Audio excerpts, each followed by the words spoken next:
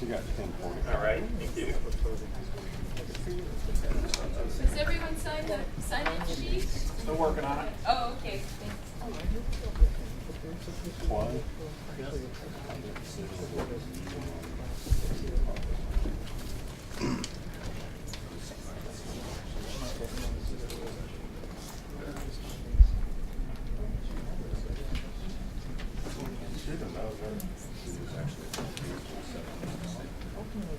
Only while you're there. You're there. There's two. All right, so we'll go ahead and get started. Can everyone hear me okay? It's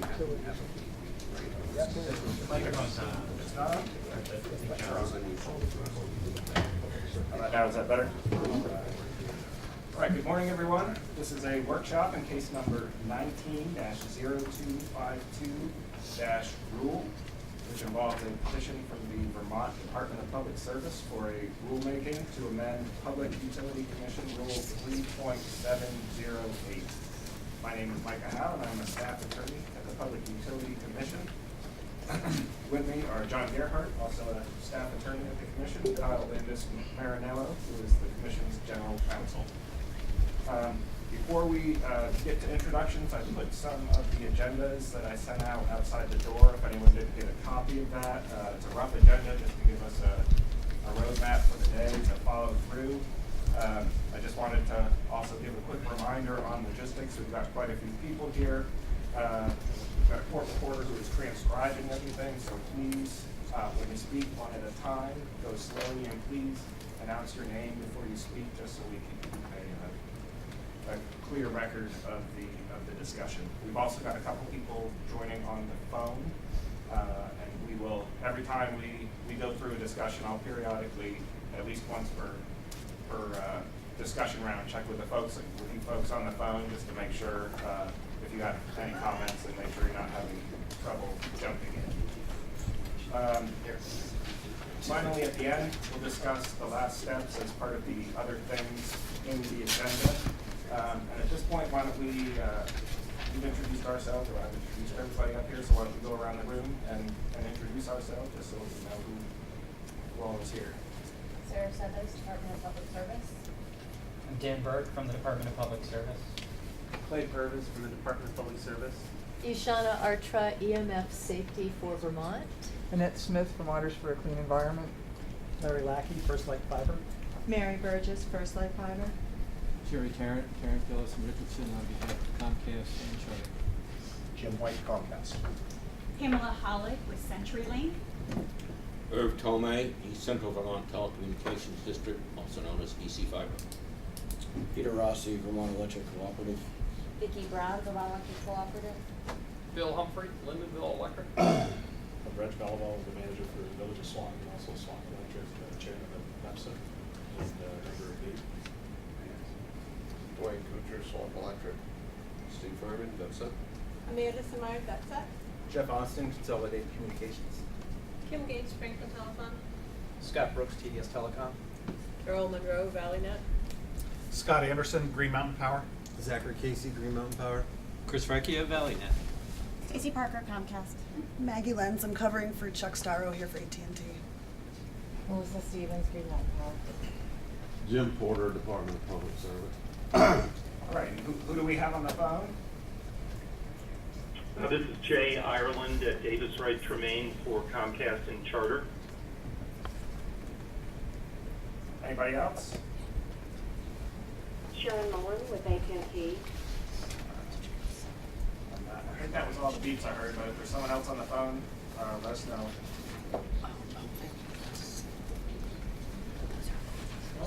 All right, so I think that's everybody. So let's just dive right in and go to the agenda. The first thing that I wanted to talk a little bit about was something that's going on along with this rulemaking, which is a bill over at the legislature, H513, which actually requires, at this point, it's not passed yet, but it's being discussed over there. I know it's been being discussed this week, but it actually imposes a deadline on this rulemaking rulemaking and what requires rulemaking to address one-touch, make-ready, full attachment. This is our rule 3.708. I don't know if anyone has any insight or wants to discuss that. I know, so you would raise that as a discussion point. I thought it was great. That's kind of at least part of the reason we're all here. So if anyone has any insight on that or thoughts, The department has insight as far as procedure goes. It's our understanding that the bill is currently with the Senate Finance Committee, and it's expected to most likely pass in the next 2 to 3 years. okay. Could I ask for people to use microphones, and could you use microphones too? It's hard to hear with the air conditioning that's on. Okay. Are you having trouble? Yes. I always have trouble I'm in this sorry. room, and I'm having trouble I'm now. yelling. Maybe I'm not, just not close enough to the microphone. That's better. That's much Okay. better. Thank Sorry, you. I'm standing too far back. Okay, so as far as my understanding of the bill right now, it just sets a date and requires one-touch make-ready. That date is for a final proposed rule, and that date is December 1st, is my understanding, which means, given the length of the rulemaking process, that would require an initial proposed bill relatively quickly. So that's why we're all here so fast. The next topic that I have on my agenda is a brief discussion of the FCC rules. Now, I have been through them. That is the one-touch make-ready, where the one-touch make-ready structure is largely coming from. That's been proposed. The FCC has a rule, but I'm actually not sure of the status of that rule, and was hoping somebody could maybe address that, whether they're active. This is Jay Ireland. I'm happy to address that. On the 19th of April, the Federal Register published the OMB approval of the FCC's rule, which was the starting point for a 30-day period before the rule became effective. And the Federal Register notice does state that the effective date of the rule is now May 20th, so it's coming up later this month. Okay, great. So one other thing that I'm sorry, was there another comment? No. Oh. One other thing that had come to my attention is maybe that there might be some litigation involving these rules out in the 9th District. Does that anyone know anything about that? Again, this is Jay Ireland. There is a petition for reconsideration pending at the FCC right now, and there is a consolidated appeal in the 9th Circuit of this particular part of the order for one touch, as well as some of the other wireless-related items that were in the same decision, same FCC order and another order on separate topics. But yeah, there's a consolidated appeal now sitting in the 9th Circuit. Okay, and that does affect the one-touch make-ready rules? Yes. Okay. And also I'll add that Vermont is, this is Ushana with EMF Safety for Vermont. As everyone here knows, we are exempt from that rule Right. as a certified state. Sure. I was just Yes. trying to understand what the status of it was. I wasn't sure if it Yes. become official yet or not. All right, so the next topic I have on my list is a discussion of the draft rule. I tried to put together topics that people had raised in their comments, but certainly if there is another topic that we want to discuss, that's what this workshop is for, so we can get into it.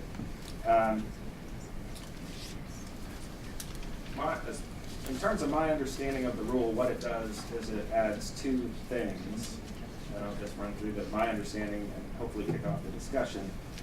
The first is the normal attachment process, which is as it exists, and then it adds a self-help option and then a one-touch make-ready option. If the regular attachment process goes as it always has, then there would be no self-help, one-touch make-ready is a separate subcategory that could supplant the existing attachment process. Beyond that, the first thing I have to talk about is deadlines. Some folks raise some concerns that the deadlines maybe are too short or need to have some room for negotiation. So I will ask everyone here if they have thoughts on that. Let's Phil discuss Humphrey, that. Lindenville Electric, also president of the Municipal Electrical Association, MEAD of Vermont. As far as the deadlines, there was no consideration in there for, especially for our small municipalities that have limited resources. And sometimes we have an extensive area. Lindenville Electric, footprint-wise, is the largest municipal in the state, so we have a few men covering a lot of territory. There was no allowances in there for inclement weather days that by our union contract, we can't send our guys out to work in. There was no provision in there for storm restoration that I've seen times when it will take a week or better after a major storm to get back on our feet. The dates were set with just, this is the beginning date, this is the set date, and no consideration for the invariable factors and the multiple issues that come up. And then also, you're trying to cram this in 6 to 12 months of work into a very short construction period. Does anyone want to respond to those concerns? Yes, sir.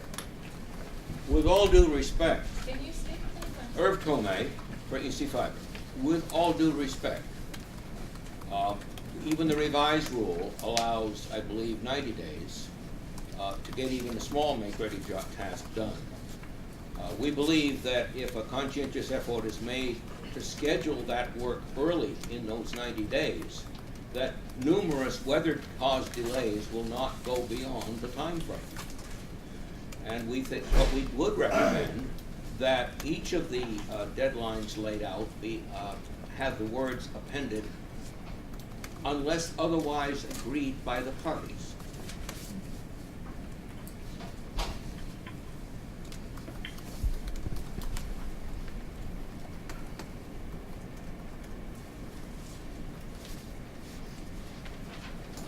The current, I guess your concern on the deadline, let me follow up on that, is in the event we do have a weather event, the way I understand it, the self-help option at that point kicks in at the end of the set deadline. Is there no, your concern is that there's no room for agreement to extend that, or? Correct. Okay. Yeah. When we do our SQRP for the state, there is consideration in there for major storm events where we don't have to consider that in our tally. I believe the same logic should be applied to the rule. And that would not, the deadline concern would not come into play with the self-help option, or the one-touch make-ready option, would it? Would it leave that? Well, in my opinion, the one touch make that's a whole nother conversation. Okay, so we're talking just about the self-help. In terms of I think the FCC rule requires notice before the self-help option actually kicks in. And there's a chance for the pole owner to respond. Is that correct? Or misunderstanding? Jim White, Comcast. So just before we get to self-help, the one thing that Comcast has I'll just speak up. One thing Comcast would be interested in is uniformity in the rules. I mean, if the FCC rules can be synced up with the Vermont rules, we're talking about enhanced make-ready, not one-touch right now.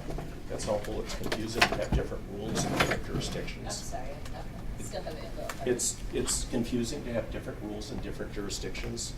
And I might point out that in our comments, we provided a red line. The federal rules do allow for deviation from the prescribed timelines for good and sufficient cause. The max is a 60-day extension, but it would perhaps address some of the concerns that were just raised. I mean, good and sufficient cause, you give notice. You explain why. There's you know, what, the reasons for the delay, et cetera. And I believe the department's role also. Right, so subsection F, the last few sentences, I think, address this situation. So you would the pole owning utility could actually give notice of the delay, the reason for the delay, and just sets a period no longer than necessary with a resumption of work. So does that address your concerns, or is that not enough? Well, to me, it's rather ambiguous when you compare that to the penalties that were proposed. Yes. I mean, the penalties are definite, reason for delays are not. I prefer to see language in there. Because whether it's an acceptable reason for a delay is open to negotiation between the two parties.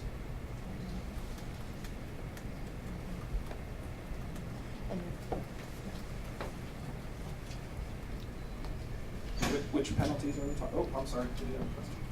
Mary Burgess, First Light Fiber. The FCC proposal is reasonable because it provides for an exception to the rule, but we still have a rule, which is under normal circumstances, the deadlines proposed in the rules would apply. And this, I'll add, this is Ishana Artra, EMF Safety for Vermont, that the way I understand it, the FCC's acceleration order adds the self-help remedy as a way to give control to the attacher in order to remove local barriers to rapid deployment of infrastructure, especially as it relates to 5G. So it would be my understanding that without some kind of provision that helps to protect the pole owner, that the attacher is being given preferential regard.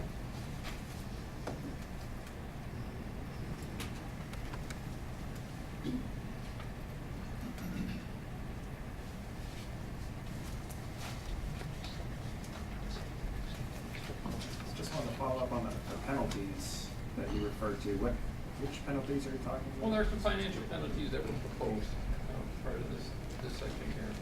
I know, I saw them proposed in the comments, but I didn't think that those were not. They're not part of the proposed rule. Okay.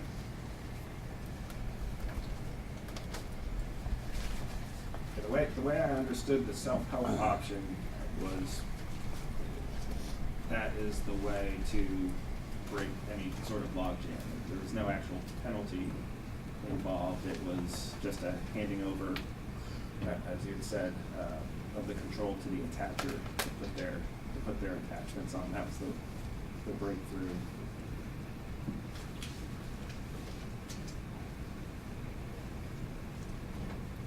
Does anybody have any other comments on the deadline? Concerns about yes? Kim Gates, Franklin Telephone. I'm at a disadvantage. Somehow we were not parties to the information leading up to this workshop. Like, I didn't know until yesterday of all this, so I can't even comment on the draft rules, and I know other phone companies were not properly notified. So my concern is just this train is going forward, and you haven't invited everybody to ride the train. So there's concerns about the deadline, and we can't really comment today because we haven't seen the other comments and been given proper notice. We had heard that, and we did double check, and we're pretty sure that everybody got an email with that order opening the investigation. I'm not sure where there was a miscommunication, but we'll make sure everyone gets a chance to comment. And I apologize for any oversight. And I could have missed it, but it seems I would have noticed the comments going around. You know, you've had several rounds of comments, and I didn't get those either. So somewhere it's not included. Okay, but the comments may not have been sent back out to the entire email list, but I'd have to double check on that. But we'll make sure everyone gets a chance to weigh in on it. Other comments on the deadline periods in the way back? Yep, Zachary Casey, Green Mountain Power. I think our comments, we agree with some comments that were floated around about the deadlines for the applications and also the completions of the applications or the construction of it, per se. Their new timelines will be challenging to meet for those 35 to 75 days to completion of that construction. As of today, we try to meet the 120 days, and it's challenging. We do it. We don't disagree that we can't make adjustments to meet these things, to meet the new timelines, but it will be very challenging. And what it comes down to is the way the applications are sent into us as bulk. You know, I don't know if there's anything, provisions in there say, it's just they hand us a lot of work at one time that allows for these deadlines to stack up. And I understand that the one-touch make-ready might help some of that stuff, and then maybe the help might help some of it, but at that point, looking at those timelines in the way the applications are received by the utility makes it very challenging. So although we don't disagree, we can't make adjustments, I'm just making that comment that it's, some of this can be reflected on that aspect. Yes, sir. Jeff Austin from Consolidated Communications. Similar to Zach Casey's comments, as it relates to the amount of poll applications you can put in at one time, there is a limit per application of 200 polls per application, but there's not a limit to the amount of applications you can put in. And for example, we've seen one day where we've received 2,500 poll applications. You know, and so to Zach's point, I think that could be something that could be modified. And I think a general, maybe general perception related to poll ownership and the responsibilities of poll owners. I mean, there's a lot of folks in this room that are running their businesses and trying to expand broadband or trying to reach customers. And when you're a poll owner, we've spent generations with other companies building an infrastructure to provide reliable power and communications to the residents of the state of Vermont. It's taken back-breaking generations worth of work. And we have a lot of responsibilities as it relates to keeping the infrastructure hardened, trying to maybe get out of the right of way to go roadside. There's a lot of things that we do as poll owners every single day to keep our state in service in multiple different ways.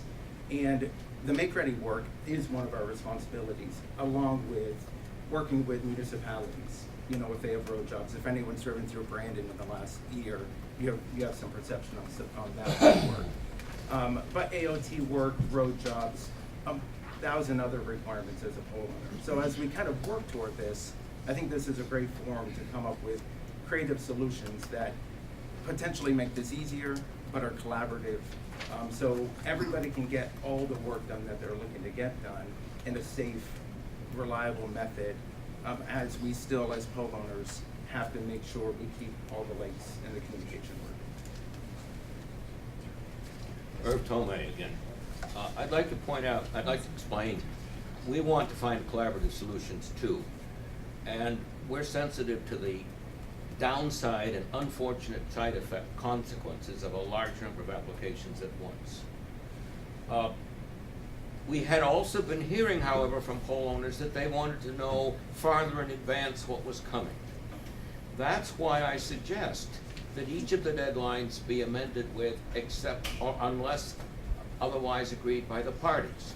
This opens the door for a collaborative discussion between the poll owner and the applicant to work out an orderly, planned series of projects to get the job done in a smooth, continuous fashion instead of panicky deadlines, finger pointing, and so on.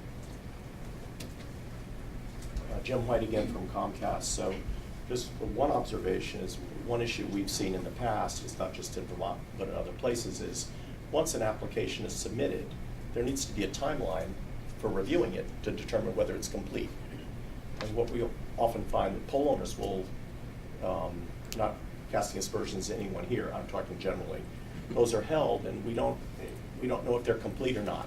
At the end of a certain period of time, they may be rejected, you need more information. So we'd recommend, and we've done this in our comments in a red line, suggested a timeline for review of the completeness of an application. And just a second point I would make is, we're in a modern age. I know that our company, we're out competing with other communications providers for new customers.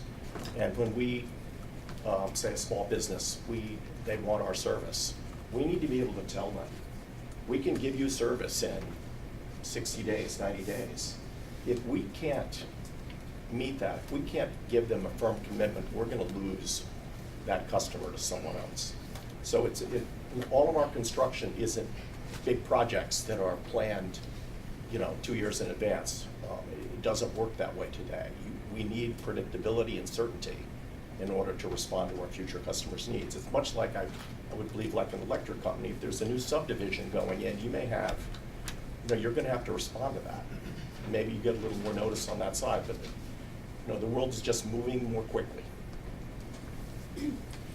This is Mary Burgess from First Light. Go ahead, I will Mary. echo those comments and say that, when working within timeframes, every delay beyond a stated time frame is a day that we're not able to serve a customer who's waiting to get our service. And I would add to that, this is Ishana Artra, that the public health and safety is also very important to take time to consider. We understand. Pamela Hollick with CenturyLink. Just real quickly, I think the rules that the department has proposed that mirror in large part the FCC rules do a good job of setting some framework with the deadlines, and I'm responding to the deadline issue right now, but also provide some flexibility, like the provision that allows for deviation for good and sufficient cause. There's also a provision in there that deals with the multiple applications that was just mentioned. So when they come in within a 30-day period of time, the pole owner can treat those as one application and work on the process, extending the deadlines for that. So there's a lot of flexibility in the rules for the parties to address issues that we've heard over time, but also to keep the process moving forward. So I'm Carol Monroe with ValleyNet. We're the construction firm for EC Fiber, and I have to say that when you're trying to manage a construction project of building 250 miles to reach the most rural areas of this state, we need to have firm deadlines because we have contractors waiting to do that build. And so if it's not done on time, we lose our space with those contractors. They go on to do something else, and then we have to renegotiate that contract. We need to have a firm understanding of when those poles will be ready for our construction, and in order to make that work. And yes, I think part of the issue that we're talking about here today has to do with organizations building out 250 miles at a stretch in a year, if possible. And 15 years ago, your request would be for 10 poles or 30 poles. But now, as we move through these communication union districts, in order for that to be a viable process, we need to be able to meet construction deadlines just like everybody else, which means we need to have firm deadlines as to when that make-ready work will be complete. I will add that, yes, we've heard that poles are late because of the weather, but it's very hard in November to be sympathetic to that when the make-ready deadline for those poles was July. The weather wouldn't have been a factor in July. And so keeping the projects on track and moving them forward with firm deadlines is a necessity. Bill. I'm sorry. Oh, I'm sorry. I'm Peter Rossi, the Chief Operating Officer of Ramon Electric. For the most part, I agree with most of the comments that have been said in this room. And there's definitely a difference between complex and simple attachments. When we're talking about a build out of 250 miles of line, I would want to work proactively with the broadband providers, and you should probably have that a year in advance, because usually we have our capital planning process a year in advance and we can schedule appropriately. When you receive those applications when you're in the middle of construction season, that's when it becomes kind of an issue. But to the gentleman, I forget your name, but from Comcast, absolutely we're going to be nimble, and you have a couple span member that you want to bring an attachment to or broadband to. We meet those deadlines today and we make adjustments. From the timeline set in the FCC regulations, I believe Ramon Electric likes the fact that there's a standard process, and I think there's enough flexibility to respond to storms and work proactively. And we have started reaching out with broadband fiber companies to provide maps, to provide assistance from our engineering department to say, look, we need to know what you're planning for next year. We'll work it in the plan, and we'll work the plan. So if that kind of collaboration can happen, I think we can be successful here in Vermont. Bill Humphrey, Lindenville Electric. As I'm listening to comments, it has a sense to me that it's going to be the schedule that's going to drive this, not quality of work, not safety, not resources available within the department, speaking from a small municipality. During the heat of construction season in the middle of summer, we have build outs that we're going to do. There are times when applications come in that it'll be weeks before we can take care of our local stuff. Just in scheduling to do the engineering, the construction and that. I don't know if the cable companies or the communication companies are sensitive to the fact that with the limited resources that we have, the work schedule that we try to push internally between new construction, maintenance construction, substation construction, to have it that for the build out or the make ready work that it's the schedule on a contract that they sign that drives this. I understand we all work together, and we try to work well together, but it comes to the point where if you're late or if things are gonna be hurried to the end date of that project, it can lead to some difficulties and some abrasions. But just to point out that coming from a contractor's background, a construction background, I do understand schedules and resources you have and the time limits that you have on that. But I'm just afraid that that's going to take the priority over governing the project. Sarah Severs with the department. A large part of why the department brought this petition before the commission is because deadlines under the current rules are not being met.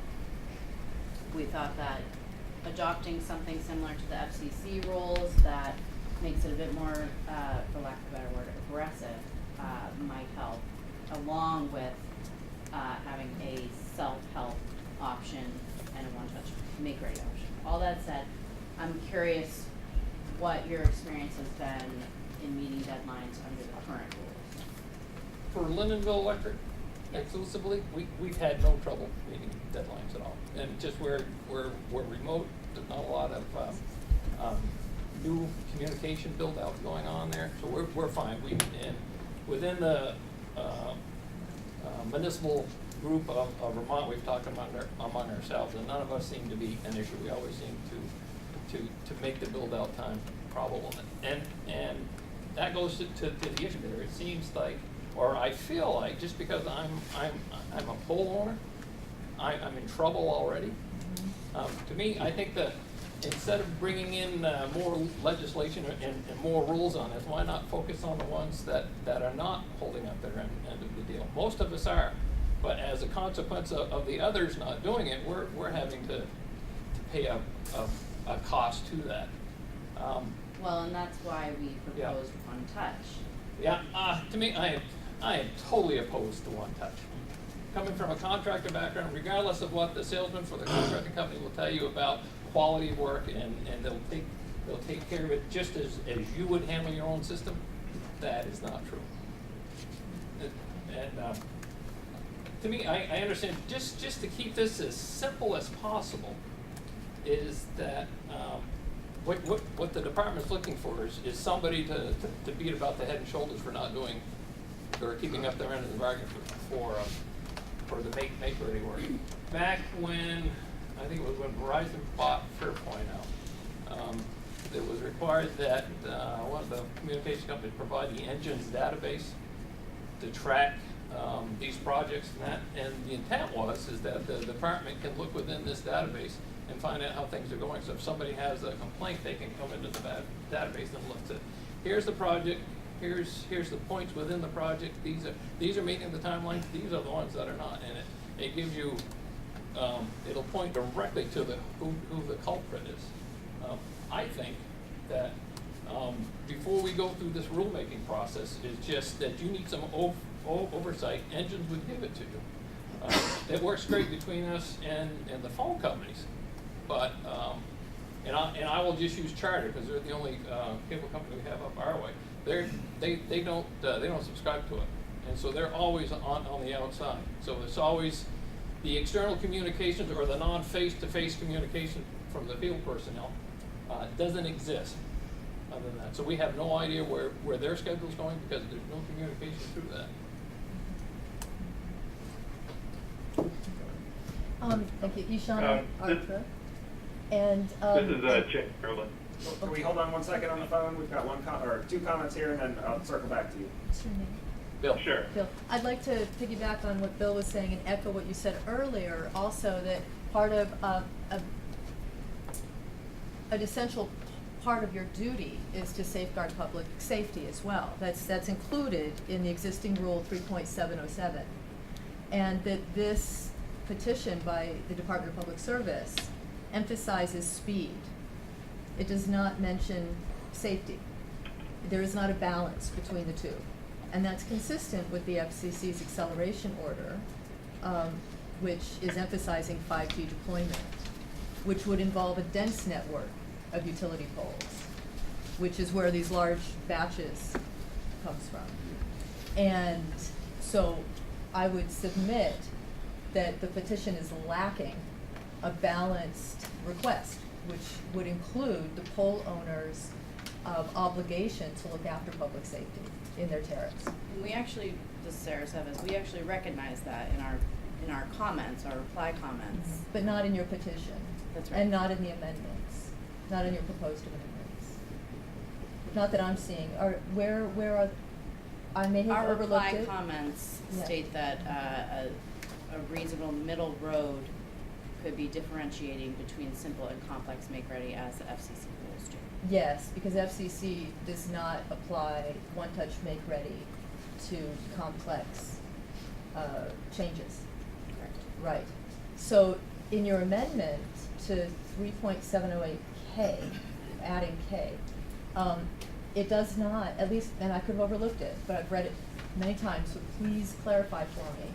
It does not say that attachers can only elect one-touch make-ready in the case of simple. It just says can elect one-touch make-ready. That's correct. Right.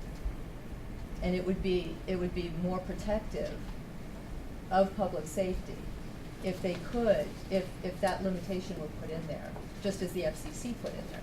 And we state as much in our reply comments as my. So has that been added to your proposed amendments? No, we have not added any proposed amendments. We just submitted reply comments saying that this might be a reasonable alternative. So I'd like to highlight that and echo that comment. You have one over here, and then to the front. Yes, sir. Yeah, Jeff Austin, Consolidated Communications. Related to what Bill mentioned regarding engines, it's the National Joint Utilities Notification System.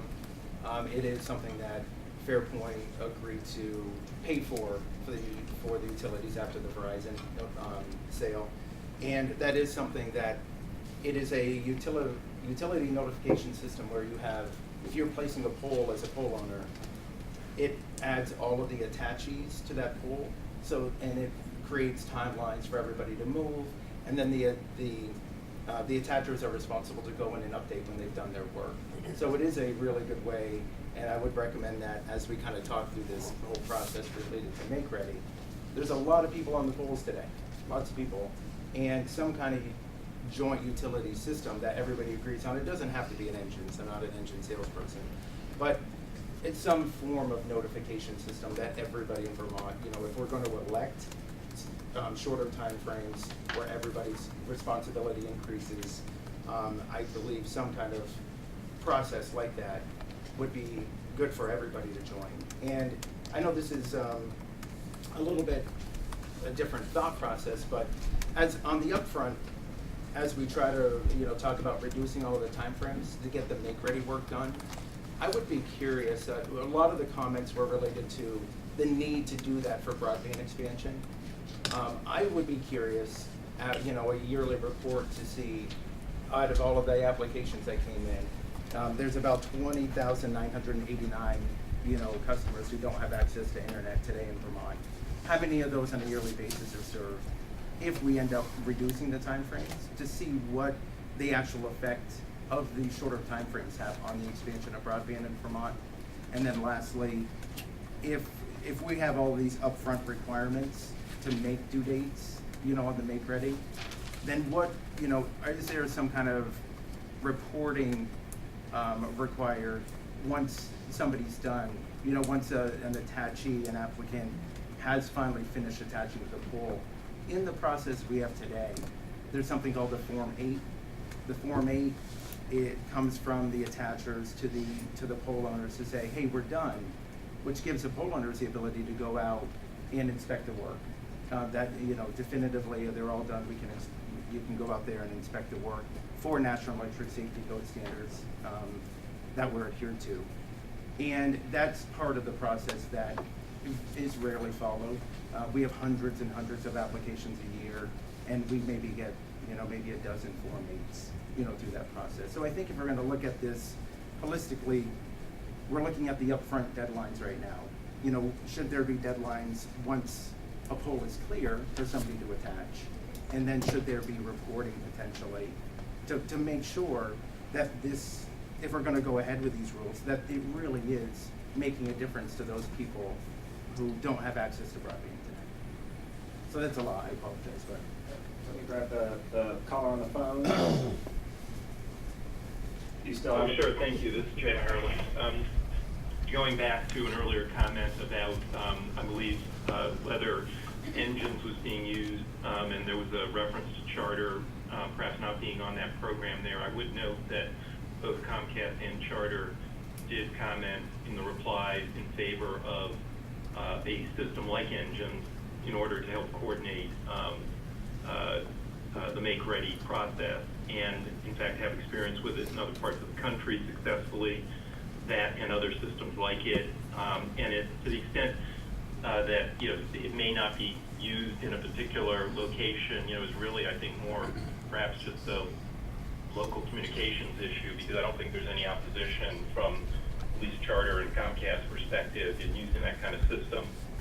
I would also just note, after the discussion we just had about the focus of the FCC being on broadband deployment and not so much on safety, there were, voluminous comments at the FCC from electric company pole owners and telephone company pole owners that were focusing on that aspect of things that's been discussed this morning, and that is really reflected in what the FCC came out with, which makes numerous efforts to be sure through simple, complex make distinctions, the various inspections before and after make-ready work has been done, in order to balance the deployment aspect of this with safety, including the fact that for One Touch and for Selfhelp, the parties that are the contractors who are authorized to do the work are all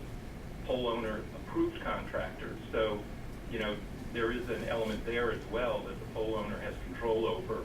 And if they're, they wouldn't put on their list, presumably, contractors that they don't, feel confident in or they can't do the work.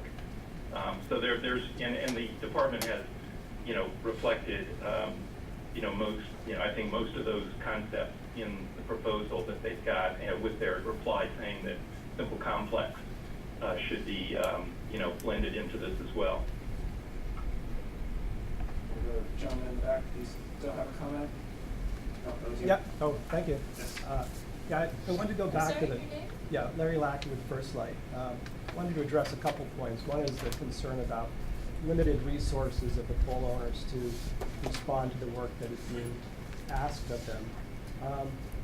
And just wanted to point out that between the fees that pole owners can charge and do charge, and make-ready charges, and the pole rent that they charge for attachments, all those are intended to fully compensate the pole owners for the costs they incur to review pole attachments, implement them, and maintain them. And it may be that what the broadband providers and the state is asking of pole owners will require utilities to increase the amount of resources that they dedicate to pole attachments. And First Light's prepared to pay those charges. We understand that it might take more. And if the utilities need to hire more people, contractors will pay those charges. So I think you shouldn't view the resources in the electric utilities or the incumbent local exchange companies as a fixed finite resource. They have a choice to dedicate more resources to those if they want to.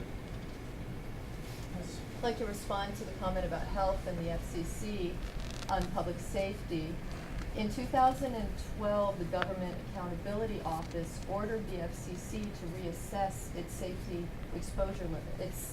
limits for exposure to cellular antennas. And this was the FCC's response. The Government Accountability Office was referring to these studies. These are abstracts from 2000 studies that are international evidence-based peer-reviewed studies showing immediate health effects from exposure to pole attachments and to cell towers. And right now we have a situation where the FCC, it wrote its reassessment document in 2013, and it stated that its own limits and policies, and an example of a policy would be the acceleration order, warranted a comprehensive examination. Now, despite this statement by the FCC and the Government Accountability Office's directive to the FCC to reassess its safety limits, the FCC is pushing hard for rapid deployment of continued wireless infrastructure as well as 5G, which in testimony to Senator Blumenthal of Connecticut, the FCC divulged that it has not conducted any safety tests of 5G. Now, 5G uses a cocktail of radio waves, microwaves, and millimeter waves, each of which, independently, in these studies, and more are forthcoming, have been shown to cause immediate harm as well as long-term harm. Children, fetuses, and our older population are the most vulnerable. So whenever a pole owner is asked to give permission to add equipment that is now very clearly known to be very clearly associated with harm, and they're being asked to rush the process, and if it becomes mandated by these amendments, then Vermont is in very real trouble of becoming known as a toxic state. And I am using language that is circulating in the public sphere right now. And Vermont has an economic interest in protecting its image, as well as an economic interest in keeping its healthcare costs low, lower than they are now. So I would submit that no, the FCC's consideration of health and safety is not evident in its acceleration order of an untested, non-standardized technology using radio frequency radiation. Tom, I have my back to Ms. Smith. I would just like to point out, there's what sounds like a misconception out here. EC Fiber is trying to roll out fiber where it does not exist.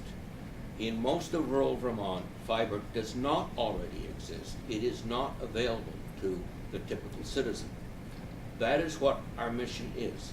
We are applying for 250 miles a year in order to bring a safe RF radio frequency free mechanism to the ordinary customer. The more fiber optic is made available, the less market demand there will be, at least in the near term, for 5G. And we support, in general, with one exception we'll get to later, we support the department's suggestion that the one-touch make-ready and the self-help be limited to simple make-ready. That doesn't touch the top of the pole. That doesn't touch the part of the pole where the RF, where the radio transmitters would go. We are not, this is not what, from our point of view, we're simply attempting to deliver high-speed internet to people who desperately need it to participate in the 21st century economy, education, etc. Annette Smith, Vermonters for a Clean Environment. We've been following the discussions in the State House, and certainly on the House side, all of the discussion has been about deploying fiber, which we wholeheartedly support. And I happen to live in VTEL service territory and have their awesome high-speed fiber, I'm sorry. and wish for everyone. And we wish for everyone to have that high-speed fiber.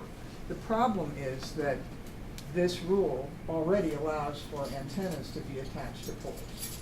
And so I think that those of us who are here looking out for the public interest in terms of the concerns about 4G antennas upgradable to 5G and 5G antennas upgradable that can be deployed on, if this rule goes forward in the way that the FCC is promoting it, that I think that we would all be happy to leave this discussion and have you all move forward with the cost and timeline issues for fiber only, if this rule could be limited at this time to being only about fiber. I think that's a reasonable request, given that 5G is ready to be deployed. There are plenty of people saying it's never coming to Vermont, and we really need to have a more thorough discussion at the legislature in the second half of the biennium about the issues surrounding 5G deployment.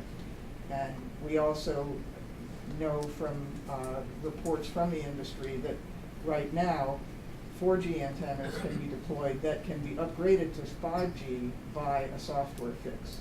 And so we're looking for a backstop here that says, you know, I guess there are 2G antennas that are attached to poles. I don't know how many other frequencies are already being attached to poles in Vermont.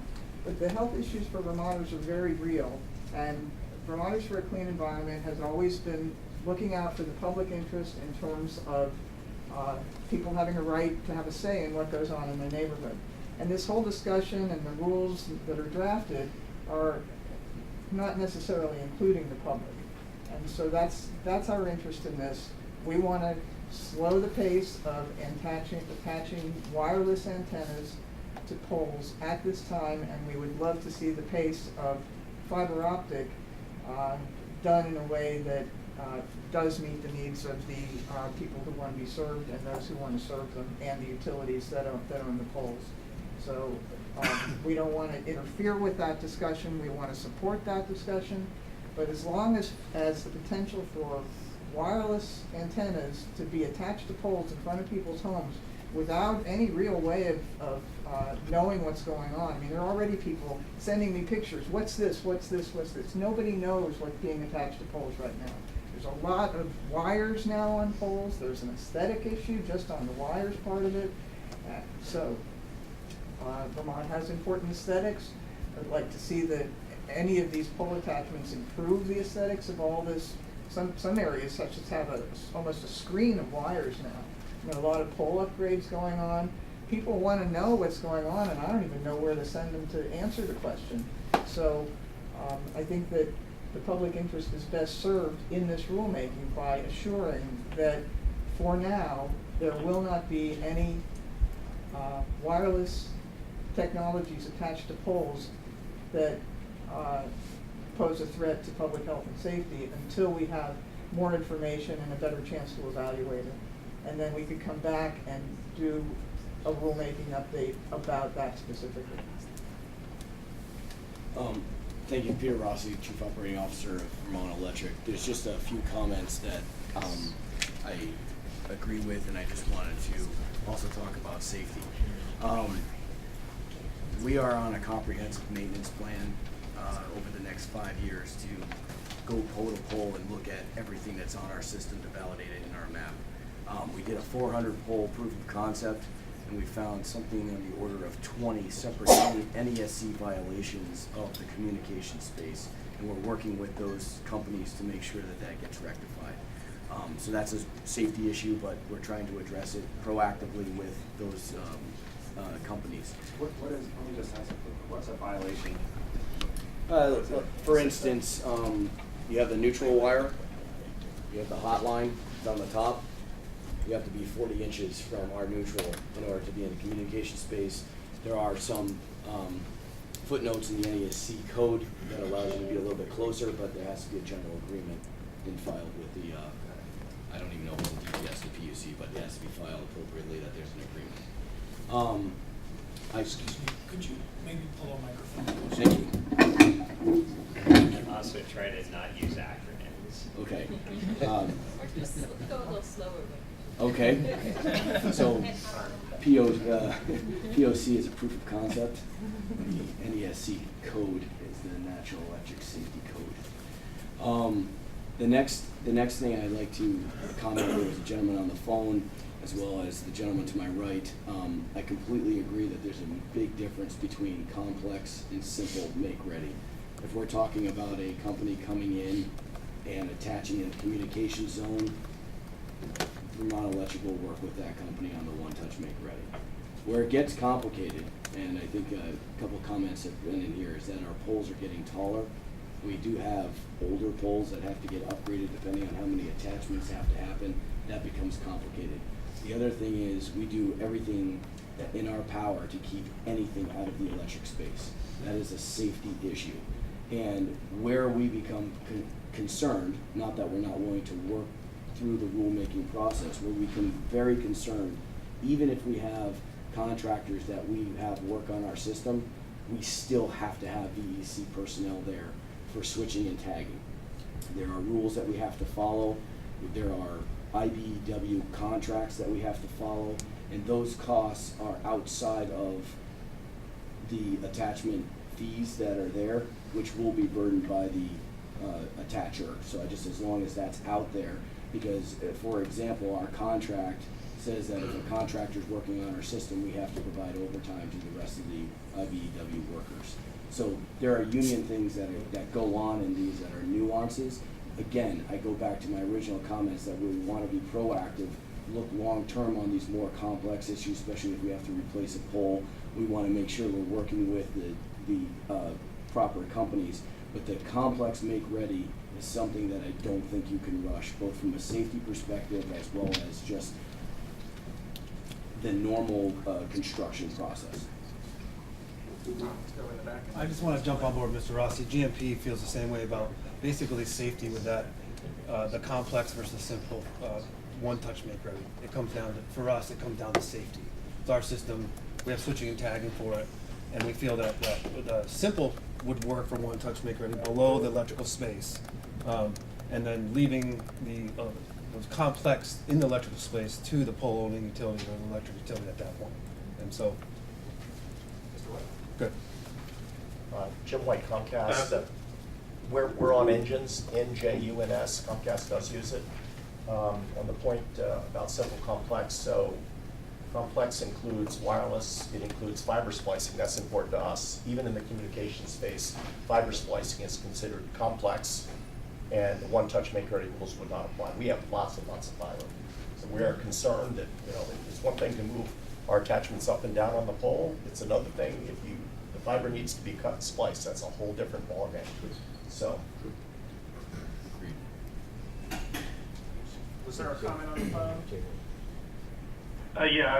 Jim may have touched on it there, but I just did want to clarify based on earlier comment that when we're talking about wireless services, one-touch make-ready classifies all wireless services as complex, and therefore they wouldn't, be part of that process.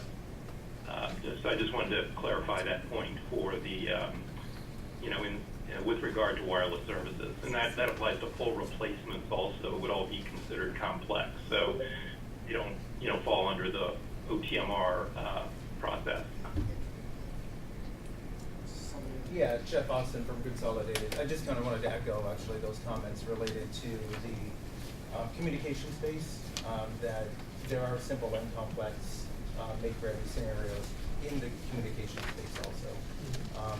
And I also wanted to point out, and I think that GMP in fact submitted comments related to this, as we get more attachers to poles and the requirement of poles that we need taller poles, we we have a limit of a 50-foot pole, and I think that needs to be taken into consideration, that if there's a requirement that a taller pole comes in, then we need to get extra equipment, and it's more complex, with the pole sets. Storm restoration becomes more complex when we have taller poles. So I think the recommendation that GMP and Beck maybe put in their comments was working with the applicants to potentially find another route that would make more sense in order to not make a situation where you have a taller pool that could be more complex in those safety or storm repair situations.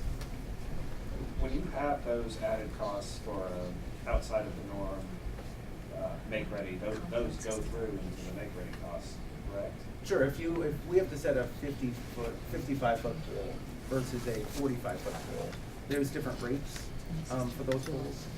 And for consolidated purposes, this is something that we've been looking into that we need to upgrade, just as it relates to unit costs for make ready. And I'll give you an example because we're talking pools. To set a 40-foot pool, we charge if we have to do that based on the make ready survey, and we're going to charge the attachers, we charge them about $527 if we own the pool 100%. Our actual costs are about $1,500. This is something that we've been looking to upgrade those rates.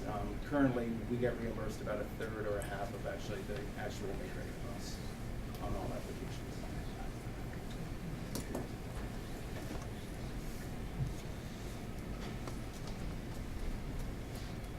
I just have, this is Ishana Artra, just for the record, I want to be sure to say that it isn't only complex that the FCC has said will support the rapid deployment of 5G.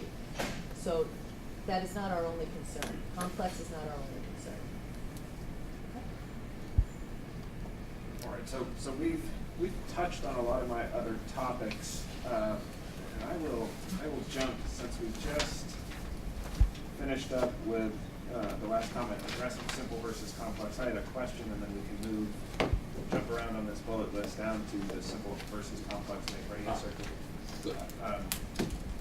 Because I know that's a big topic we want to discuss, and I'll kick it off with a question that I had as more so reading through the FCC definitions and then also our rules. So we have the simple complex distinction, and it's defined in terms of the risk of an outage, but it doesn't really have anything to do, as far as I could tell, with whether you are in the communication space or above the communication space. So if I have an attachment that is above the communications space and above the electrical space set, can that be simple, or is there something that precludes that I missed? Yes, sir.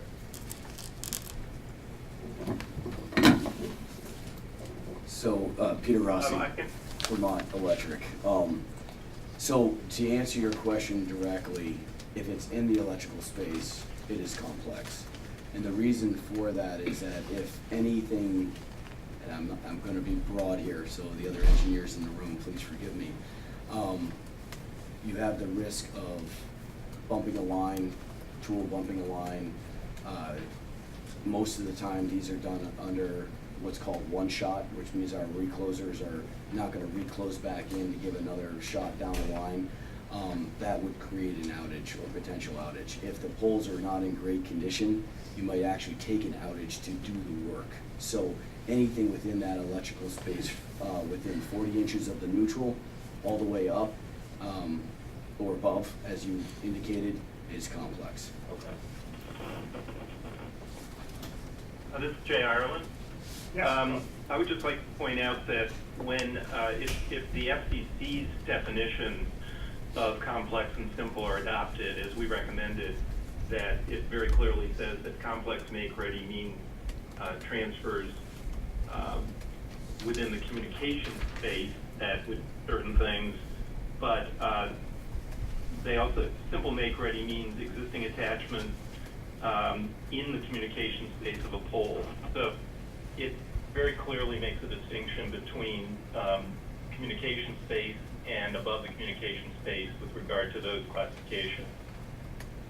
Well, that was where I got confused, actually. The simple make ready, so the complex means work that's specifically limited to work within the communication space, but the simple make ready definition doesn't seem to be limited the same. It just talks about attachments in the communication space, which I theoretically wouldn't have to move, right, if I was above that.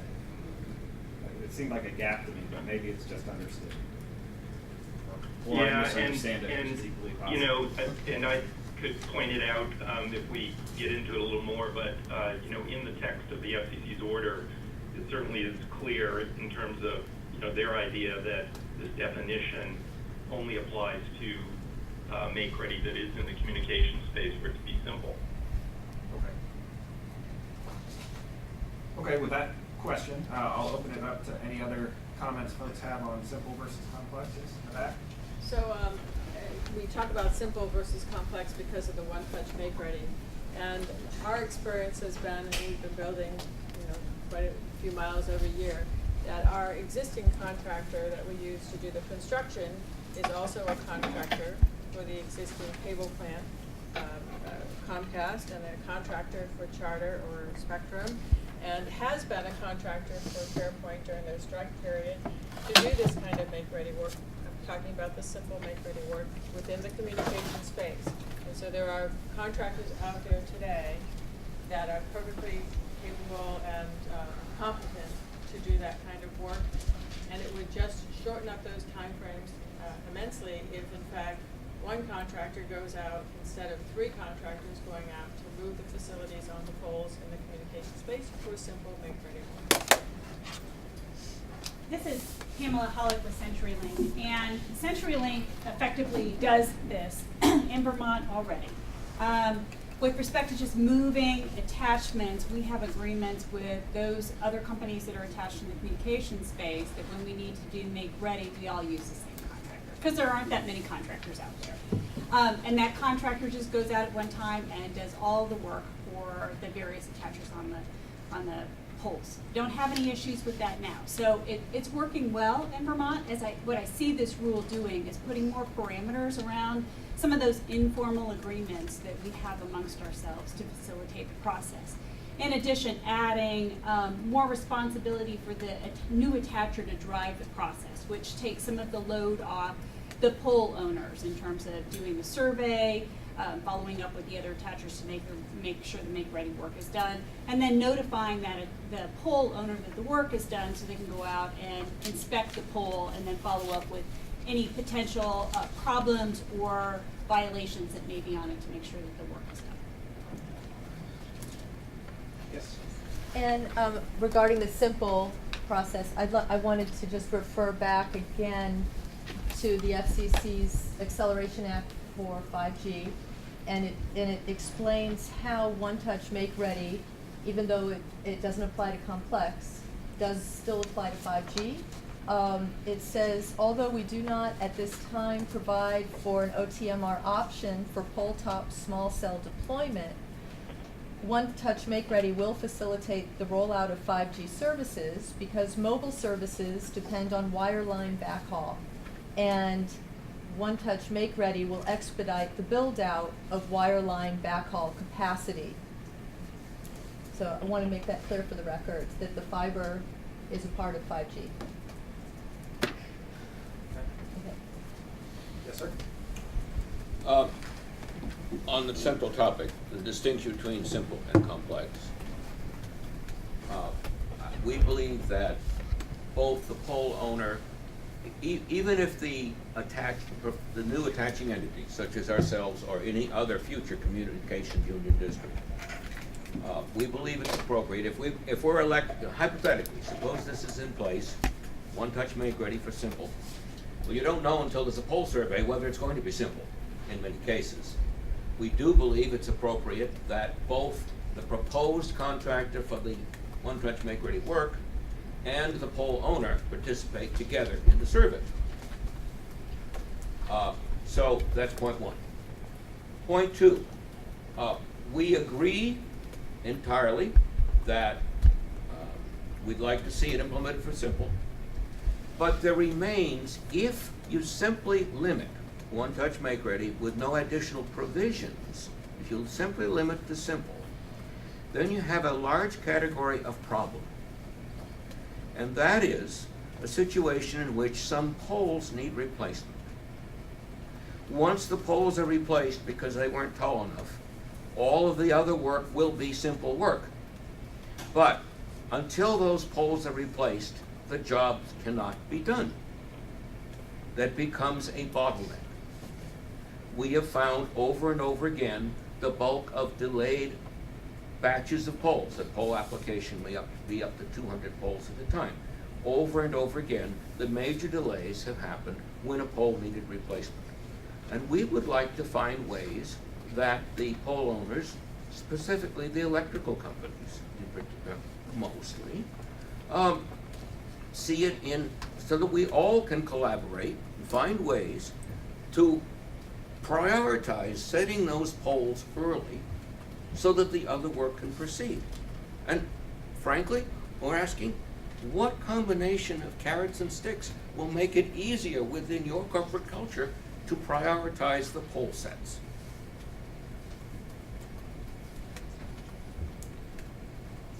Any responses? Yes, sir. Go ahead. I think we talked about, Zach Casey, Green Mountain Power. I think we talked about this before, Irv, and you brought it up prior to the, and I think Mr. Rossi did as again. Planning has a lot to do with it, right? Jeff also said there's a lot of other carrots that are floating around the utility companies.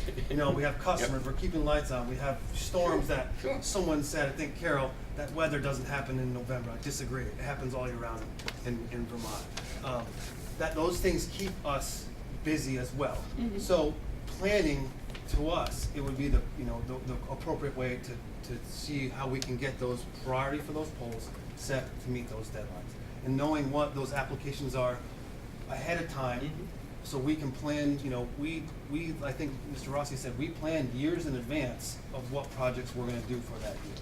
And then so having a pulse of what that looks like for the upcoming construction season would give us a good idea to say, this is gonna be a priority for us, this is gonna be a proposed deadline, and this is how we're gonna attack that situation.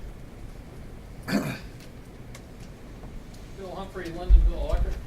It's been our experience, what little we do up there for communications, is that when these applications show up, they show up in the normal construction season period. And as a means of dealing with all the applications collectively that we do there, it's on a first come, first served basis.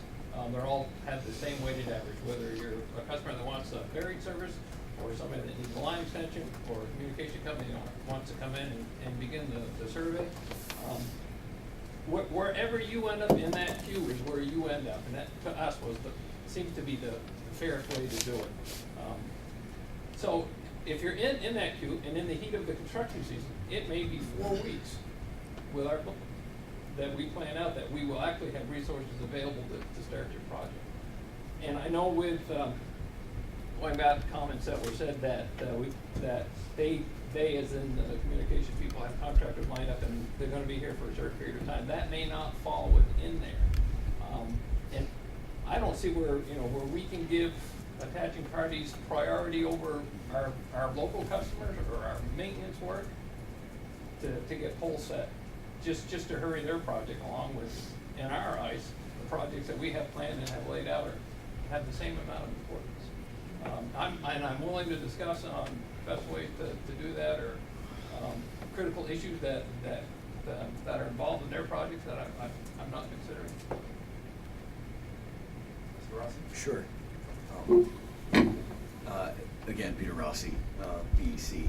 I couldn't agree more with the comments made by GMP. I think it comes down to planning and collaboration, and I don't think that it's going to be an issue.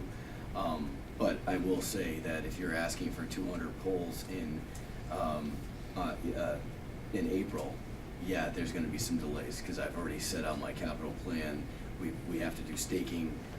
There's a number of different things, but I think everyone that runs a business in this room understands capital planning, proactively working with those companies, and then getting the right people at the table to do the design work. And again, from VEC's perspective, I'm not seeing the issues because we do work very well with the communications companies in the state, and if that's not the case, I'd like to know that.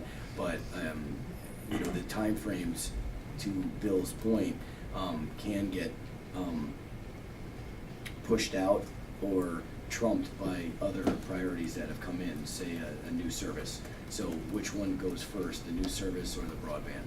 And again, I'm not saying either one's not important. I want to be clear about that. They're both very important, but as they come in and you're scheduling this work, that's the constant balance that we do on a daily basis. So if there's sensitivity around that, that's something we can work through.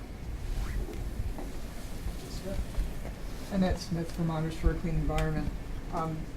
One of the opportunities that H513 brings to this is the opportunity for municipalities to get grants and to actually build out networks. And so that would seem to be the place for the utilities and the fiber companies to get in early so that you're part of that planning process. It's one of the problems that we've seen with renewable energy development, where planners are expected to do things, but they don't have the utilities information. And so it would be a shame to see the municipalities be, you know, putting together grant applications and things. And if you can see what's coming, you're going to have a much better ability to plan for pole replacements and the things that we're hearing about here. All right.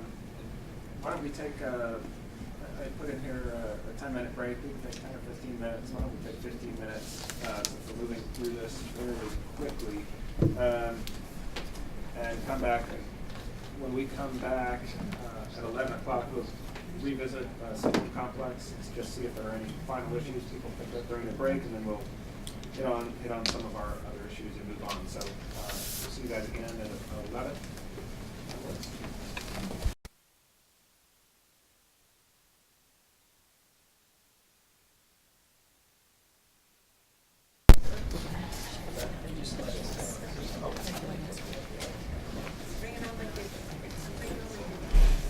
All right, everyone, welcome back.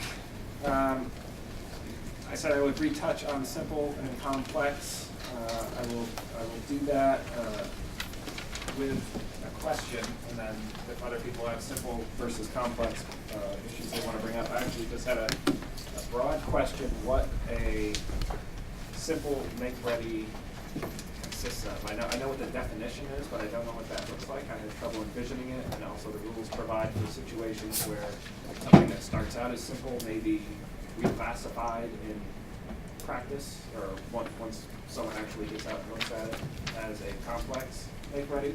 So I just had, if anyone can give me a picture in my mind of what a simple, actually simple make-ready would look like.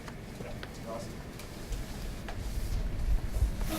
I'll take a first crack at it, and if others want to chime in, that's fine. The simplest of simple make-readies, I guess, would be, again, you have your neutral. 40 inches below that, you have your first communications provider. Let's say a foot below that, or maybe 2 feet below that, you have your next communications provider, and somebody wants to put in fiber behind, just attached to it. There's really no extension to the pole. They want to come in, they want to attach fiber for a span, several spans or whatever it is. They go down the line, they do the work, and provide whatever anchorage is necessary on the, the corner post. That would be probably the simplest of simple make-readies. Jeff Austin, Consolidated, just to expand on that. I'd also mention a simple would be if there are exactly what Peter Rossi said, below 40 inches below the neutral, and you have multiple attachers, and there's still enough room on that pole for clearance purposes for National Electric Safety Code, that if one or more of the attachers just needed to move down on the pole to create enough space to keep that 40-inch neutral requirement and allow that that attacher to attach. So it really is just moving people down the pole to allow for the make-ready. No splicing, no cutting, no electric, no new pole. I think that between those two, I think those are good definitions, probably of simple. Bill Humphrey, Ramon Electric. Another consideration in that scenario is sometimes it's not as easy as moving down, because you still have to keep the conductor or the communication cable a certain elevation off the ground. So if in fact you do move down, because you can't go up and infringe on that 40-inch space, if you go down and you can't keep your clearance above ground, be it a highway, a lawn, a field, then it may end up becoming complicated in a pole change. Yes. This is Ishana Artra. I have a question about the small cell antennas. How do those fit into this scheme as far? So we are currently working with AT&T on a micro cell project. It can happen a number of different ways, but one way is the antenna. So you have let's just say a three-phase pole. Okay, so you've got a cross arm and you have a pole, and so the antenna would actually sit on the pole top in that instance, and either a fiber optic or a coax communications cable would come down. Usually it's a small transformer on that pole because you would need power for the communications box. And then there's usually fiber or coax that is the backhaul. So there's additional things that would come down the conduit and be attached. In the circumstance that a pole is too busy, let's just use simple terms, too busy, we could set another pole for that microcell and communications box separately, and then string secondary wire there to provide the power and the fiber optics and whatever else they need. Oh, thank you. So how does it work with all the different wireless providers? I mean, when they're towers, we have a general policy in Vermont of co-location. Don't build a new tower. So what's the policy with all of these different wireless providers if each one wants to put an antenna on one pole? I can only speak to what we did with AT&T, and we had to file a special contract with the PUC to make it a public document, and so we had to get permission to go ahead and do that actual agreement with them. So what if Verizon and T-Mobile and some others come along and want to do something on the same pole? I haven't crossed that bridge yet, so I don't know if I'm able to answer that. Yes. Tomei, I'd like to return to Jeff Austin's very clear explanation of lowering and so on. And as he said, sometimes the pole that's there now isn't tall enough such that when you lower, there'll still be adequate clearance below the lowest cable. That's when a new pole is needed. Now, we would suggest that you're not going to know whether a job is simple or complex until the pole survey is done. So we would agree with all the electric utilities who've commented, and I think the department may have said this too, that the pole owner or the incumbent electrical provider, if they're not the pole owner, should certainly participate in the pole survey, especially in the instance where the new attaching entity is wanting to use one-touch make-ready. So the one-touch make-ready the proposed contractor for one-touch and the pole owner would both participate in surveying the pole and agreeing what's needed.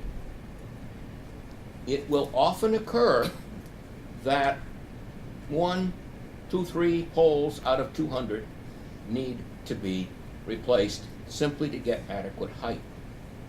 Once those poles have been replaced, the rest of the job will be unambiguously a simple job. There won't be any cables to be spliced. It'll be simply a matter of moving everything down, except they're gonna move over to the new pole, but that usually doesn't involve cutting any of those cables. They just move over. But until those poles are set, they are, in management speak, they are a critical path. No other work can proceed until they've been replaced. And so we are strongly suggesting, that that's reason not to simply follow the FCC's definitions. They don't recognize this problem. We would like to see some mechanism that strongly encourages, makes it easy for the pole owners to prioritize getting those pole replacements done, and then the job can be handed off and treated as a one-touch project. I'm not prepared to propose language. I'm not an attorney. I'm just a pragmatic retired engineer. But this is this is what we see as needed. And we'd like to find a collaborative solution so that all parties find this easy to do.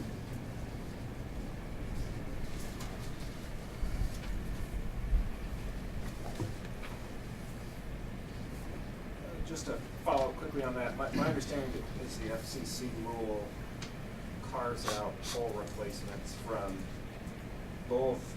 They include it in complex. They say as soon as there's a pole replacement required, that makes the job complex. Okay, but there's also no self-help. And then self-help is excluded as well. So just. And that's the problem, you see. That leaves it entirely the pole owner's obligation. I don't know if it's explicitly addressed in the draft rule.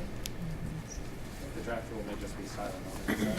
Right, it is not part of the draft rule. It's not no TMR, but there is, if a pole replacement is required, there's a longer time frame. It doesn't always hit what Irv is talking about. I see. Okay. Right. All right, anything else on simple versus complex anyone wants to discuss?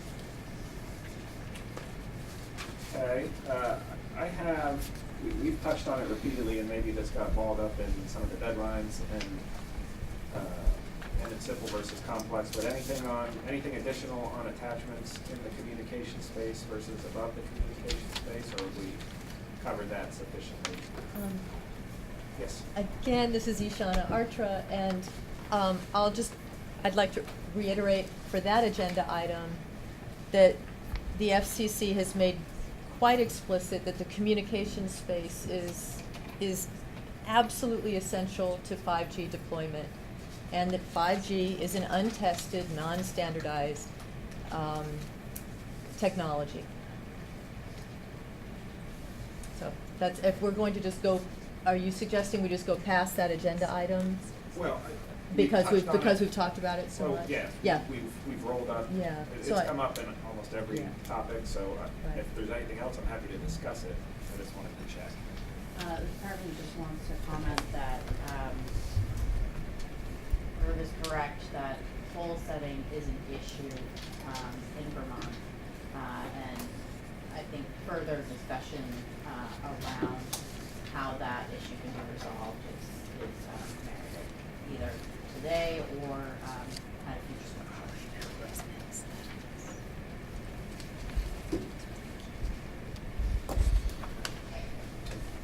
Yes. Annette Smith, on the communication space, I'm new to the telecom issue. I admit that. It's very complicated. I think that in general I can speak for a lot of Vermonters who really don't understand any of this and don't understand what is and what is not allowed. And so it would be very helpful to get some clarity as part of this workshop and as part of this rulemaking to understand currently what is allowed in this communication space, and then if the draft rule or some modification is adopted, what that enables further. Or, I mean, there's a lot of sort of things not being discussed, but it appears that they are still enabled by this rule. And in particular, when it comes to, Vermont's aesthetics, Vermont's property values, and the answer to the question about what happens when you have 4 or 5 different wireless providers all trying to put small cell antennas on one pole, all of that seems to be something that will slow down the goal of getting fiber deployed.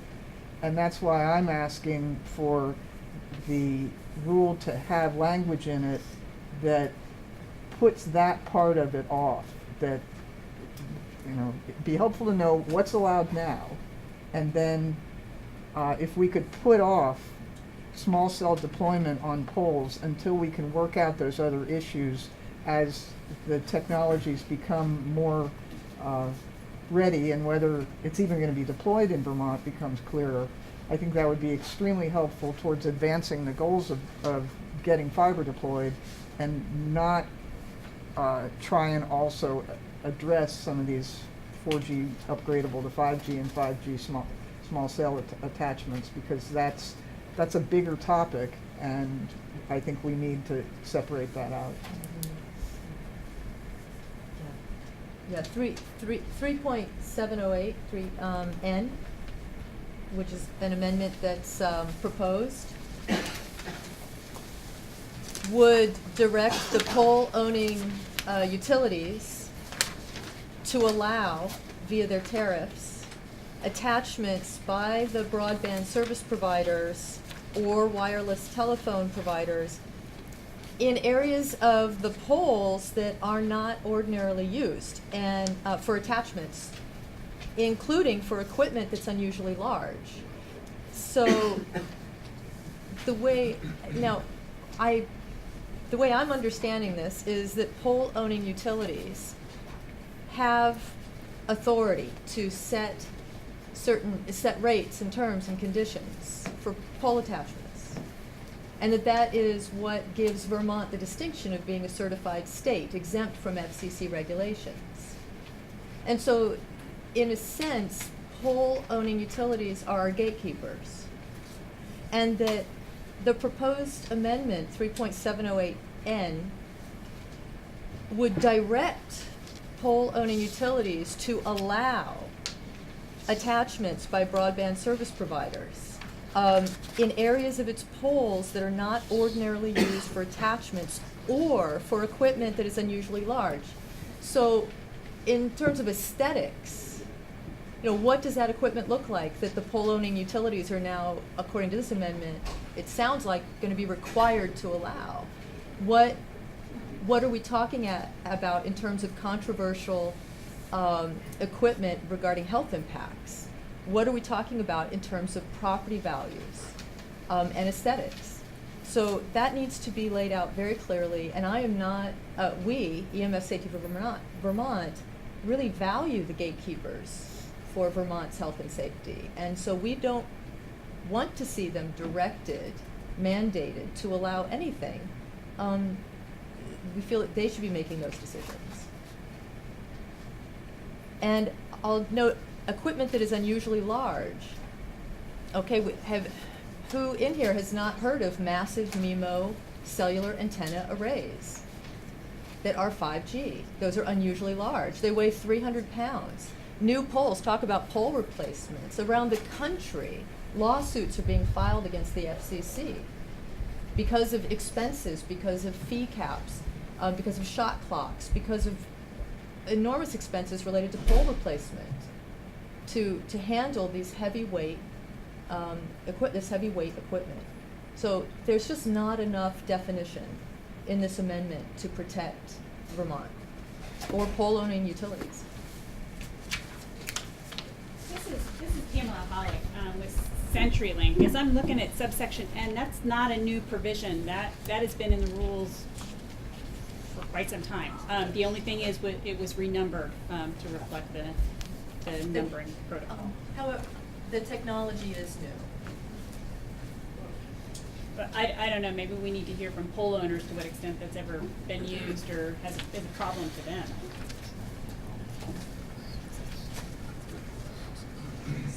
Yes. Carol Monroe, Valley Net. I think you're absolutely right. This is not a new amendment. All that's added is the clarification below it. We do see attachments to poles today. You see them everywhere. I mean, the cable company needs to have an electrical box, and that's on the poles, and sometimes it's in the comm space, but sometimes, I don't know about where it actually is, but sometimes it's below that. DSL equipment requires the same type of attachment to the pole. I mean, so you're already seeing those larger attachments. When we first deployed our fiber, we were using pole space for some of our equipment as well. We no longer do that. It's hanging off the wires. But that's not it's not new, and it's not really been changed or altered. It is true that 5G will require fiber, but requiring fiber doesn't require 5G. And so, we're, as you heard from Irv, we're really trying to make the deployment of fiber to the premise much easier. easier process here in Vermont in an efficient manner. This is Pamela Pollock with CenturyLink. As I'm looking at subsection N, that's not a new provision. That has been in the rules for quite some time. The only thing is it was renumbered to reflect the numbering protocol. I think that makes a good case that there's more conversation that needs to happen around the implications of 3.708N, given changes in technology, and also the expense of pole replacements. The number 3 says the separate pole is less expensive than the proposed attachments to the existing pole.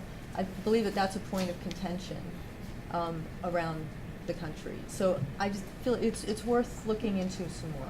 Which part is the point of contention? The provision of the separate pole is less expensive than the proposed attachments to the existing pole.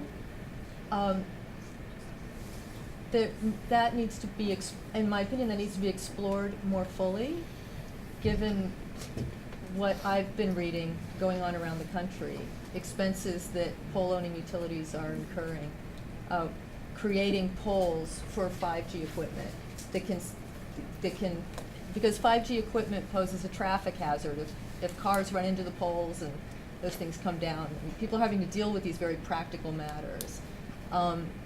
And also the weight of the equipment. So there are a lot of issues, and it can't be rushed. This choice around 3.708 can't be rushed. And I do apologize. I realize now that was not, added in this amendment, but it should be remarked upon. This is Sarah Sevez. I just want to point out that a lot of the issues you're highlighting have to do with the 248A permitting process, where providers actually have to apply to the PUC to attach to the top of a utility pole, or they also deal with towers, but lots of times they deal with utility poles, and that's with regard to aesthetics and co-locating, which is actually mandated under 248A. So while it is related because it is a pole attachment, it's more pertinent to the permitting process. Yes. So Section 248A comes when an application is submitted. So if we're talking about a much more dense deployment of wireless small cells, you're talking about each individual pole attachment, each individual neighbor, each individual, it's after the fact. Just to deal with a tower, one town spent $100,000 to participate in the process. So we need to put rules in place that address the system-wide problem and not try and do it on a case-by-case-by-case basis, which is what the department's suggesting Section 248A would allow. It's extremely difficult for anyone to participate in this process, and Section 248A is no different than it's not something that the general public is able to participate in, and it's also coming after the fact, after the petition is already issued. And how many denials has this PUC done of wireless technologies? It's not an answer when it comes to the public notice. And I'm sorry, I need to apologize to the fiber folks because this really is important. But people all over the world are fighting back against 5G. Brussels, Belgium, Portland, Oregon. There's a growing list of cities that are extremely concerned about this technology. And while the talking point is it's not coming to rural areas, there's an infrastructure bill, there's talk about billions or even trillions of dollars. The Obama head of the FCC said in 2016, we need to dismiss the idea that it's only going to urban areas. It is going to touch every corner of the country. And so who knows what to believe these days, but we shouldn't enable something to happen by default. We're smarter than that, and we should be able to at least take the time to look at the issues, and that's why I'm really, I'm asking for agreement from everyone to set that, the ability to put this type of technology on poles in front of people's houses aside until that whole discussion can be had in a separate venue. And I have a question as well. The broadband service providers, this was confusing to me. In the definitions in 3.702 of the rule, it says attaching entities hold a certificate of public good, which was the 248A, or a broadband service provider. So, and then in the definition of broadband service provider, it includes in the middle a sentence, a broadband service provider who does not hold a certificate of public good from the commission. So I'm very confused about, I would like clarification around whether or not a broadband service provider has to go through 248A before attaching antennas to poles, or not. Because according to the rule, it doesn't sound like that, and perhaps that's just a way in which the rule could be improved and made more clear. And there are about 21 states right now with multiple cities within them who are filing lawsuits, who are introducing bills to push back on 5G. And there's litigation. There are about 9 countries that are seeing a pushback against 5G. There are lawsuits against the FCC. I forget which state it is, but there's an attorney general who's being sued right now because he was made aware of the health impacts.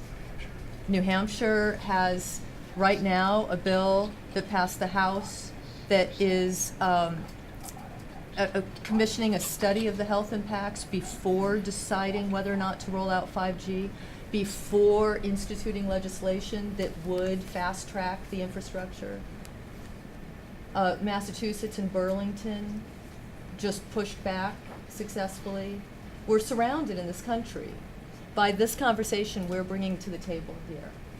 And we very much support fiber. We want every Vermonter to have access.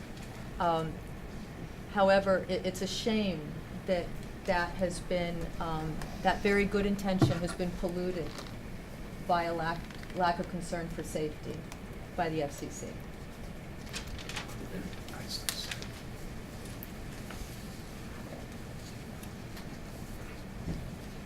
Any other comments on this before we move on to some other topics? We're doing pretty good at staying on schedule. With nothing else. Well, let's jump to, so they do raise jointly owned poles, the department did, and the department's comments. I'm not sure what to talk about there, but jointly owned pole issues. Sure. That you wanted to raise? The departments have really recognized that there can be confusion around whether poles are jointly owned, and that can delay the make-ready process, and so it's just an issue we wanted to highlight and possibly have providers discuss if needed. Whose responsibility is to maintain that pole and jointly owned settings? Agreements between the joint owners and how attachers can kind of navigate that relationship. Can anyone comment on that? Mr. Ross? I'm not sure I heard the question. Just how, so we have this whole set of make-ready rules here. I guess this is more of just a logistical question of how this fits in when there's a jointly owned pole. So how, does that create any issues that we need to be aware of, that needs to be taken into account? We have Mr. Russell and then I was just going to answer the question as simply and as directly as I can about who is responsible, and I didn't want to get into the process of engines. So at least with us in Consolidated, use that because we have the most amount of joint owned poles together. We own the pole jointly, but there are certain set territories. So I'm boiling down a very big contract, and you know there's things, but in our set territory, even though we own the pole with Consolidated, we are responsible for the maintenance, and say there was a car pole accident, our crews would be responsible for replacing that pole, and likewise on the Consolidated side, if it was in their set territory, they're responsible, and we have agreements on how we bill each other for those joint ownership agreements. So. back. So, Carol Monroe, ValleyNet. And so in theory, I think that the joint ownership works well, but when you look at deadlines for pole make-ready work, one is dependent upon the other. And we would want to make sure that the rules are very clear, that the beginning and end dates of those rules are the responsibility jointly of meeting those deadlines. So for an example, if the pole set area is the electrical company's pole set area, and there are poles to be replaced, then CCI cannot do their work until the pole is replaced by the utility company. And so therefore, if the utility company doesn't replace that pole until they're 45 days, 60 days, 180 days into the time period, then the Fairpoint or CCI group can't do their work until after that. And so they need to coordinate on those joint ownership owned poles to get the work done within the time frame allotted together. And that would be my take on it. Not sequentially.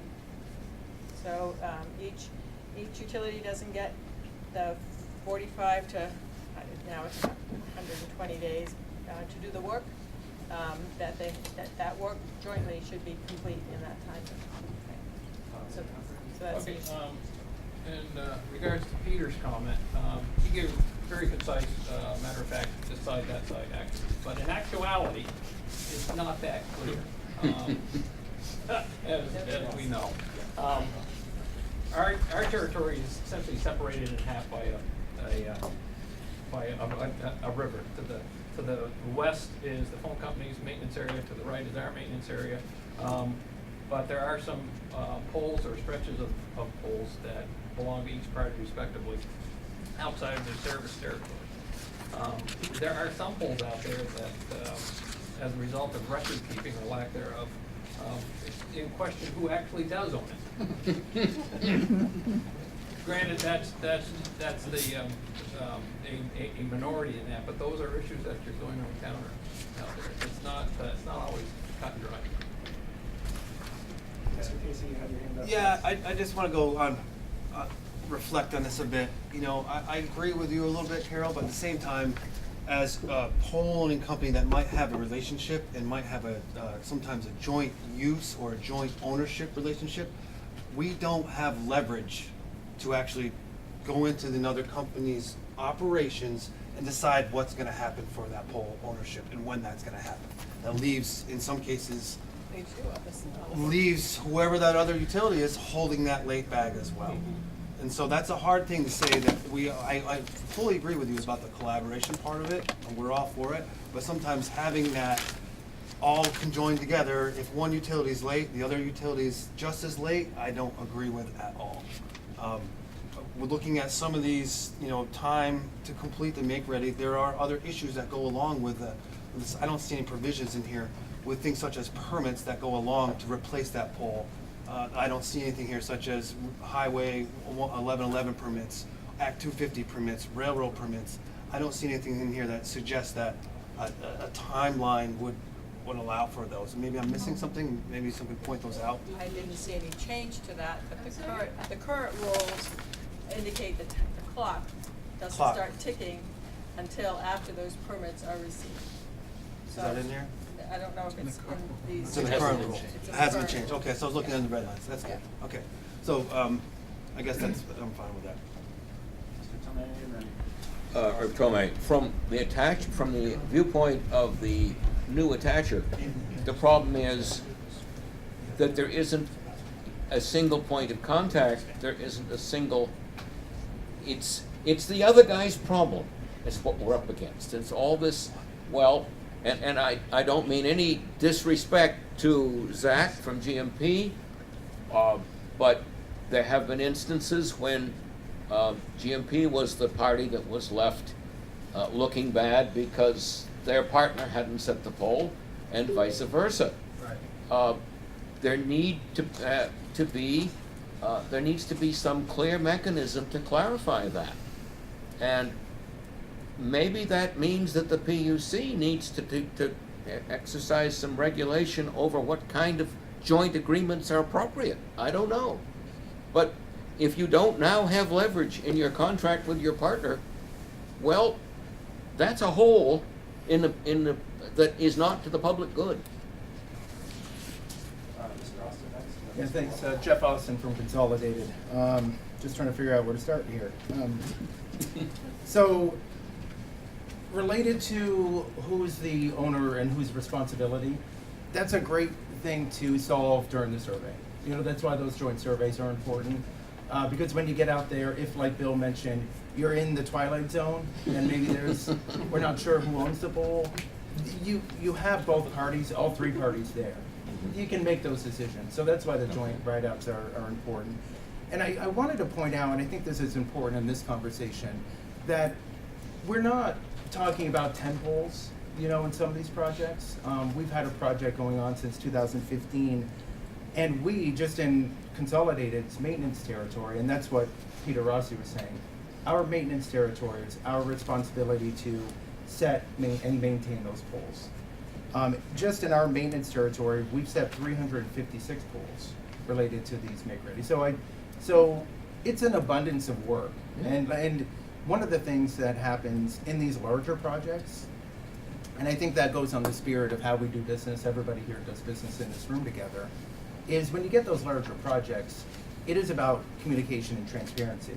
And we actually, in some cases, have bi-weekly conference calls with groups. That would include the attacher, that would include the power company, to keep everybody posted and to have those conversations of status. Where is it? Where is everybody building? Where are the priorities? If somebody's going to be late, how does that work in the process? So maybe there's a provision that a certain size of a project, has additional coordination between the groups. Because I will tell you from my experience, and the experience of, being in groups like that, that is extremely helpful. So I think size of the projects matters, and like I said, I don't want this to kind of feel like it's a 10, 20, 30 pool kind of question. When you're talking, and that's only ours, I'm not sure, how about GMP and the other companies, how many pools they set. But that's a lot of polls, it's a lot of work, and it does take a lot of coordination. So as it relates to joint ownership, those joint calls or those group calls may be something that would be a recommendation as you get into the bigger projects. So H513, if I recall correctly, in section 20 has provisions that would require joint surveys, so that if they're jointly owned poles, both joint owners show up at the same time, and also would require that at that point, one pole owner take control of the make-ready process. So that's in H513. Certainly from our point of view, joint surveys is a big deal. And if there's certainty about who's going to control, or make-ready process requires one of the pole owners to notify the attachers, make sure the movements occur in a timely manner, that would be helpful. Bill Humphrey again. Real world, going back to the comment made about leveraging your co-owning partner to get their work done. Real world example that's happened to me several times is that where we felt it was expedient for public safety that we would manage pole set or setting in our partner's territory. And I had received letters from the union covering the workforce for our partner, telling us to cease and desist working in their territory. Their union is going to sue our union, which happens to be two different locals from that. So it's not that we're not willing to cooperate with them, but there are other people in the mix here that aren't as cooperative as we are.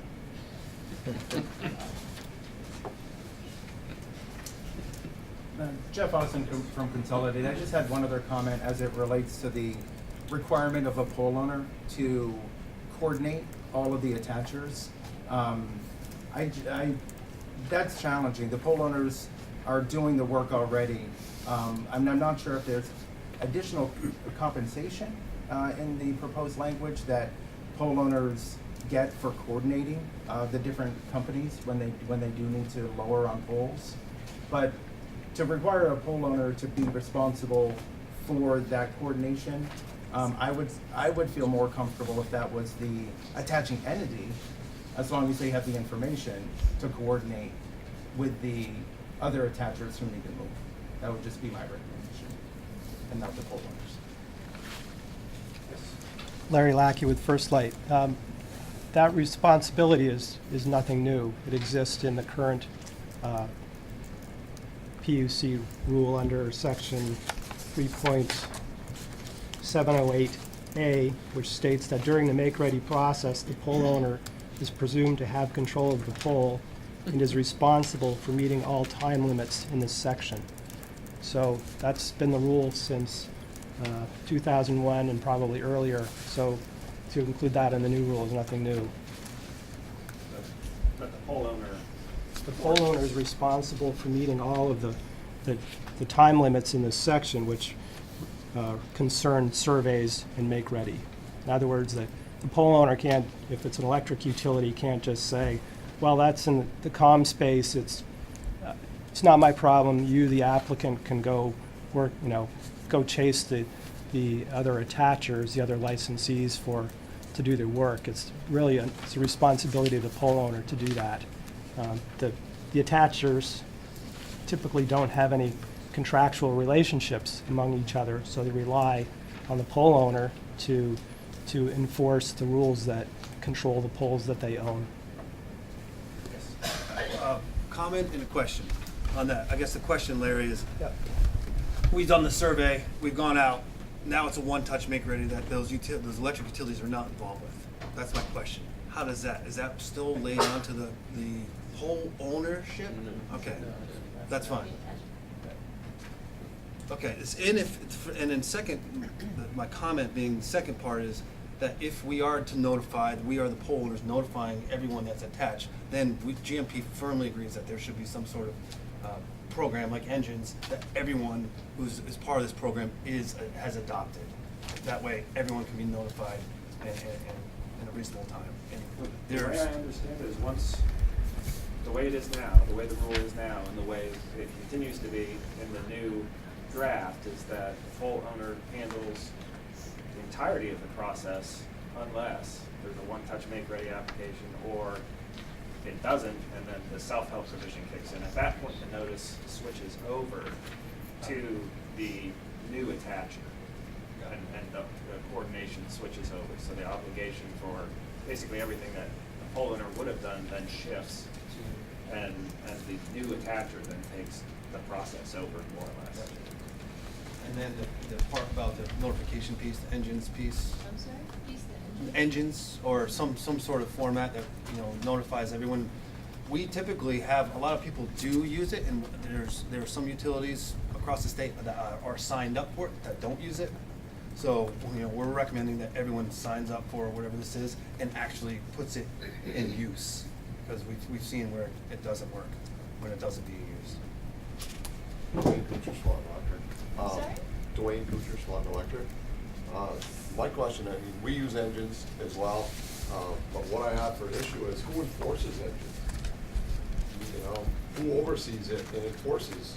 If we go and do our steps, we're the ones that it's our pole set, we set our pole set. The next entity that has to do their attachments so that the cable can come in. Who enforces them to do that? Is it supposed to be me that's supposed to enforce, Consolidated to come and move their stuff? I don't know how I enforce that part.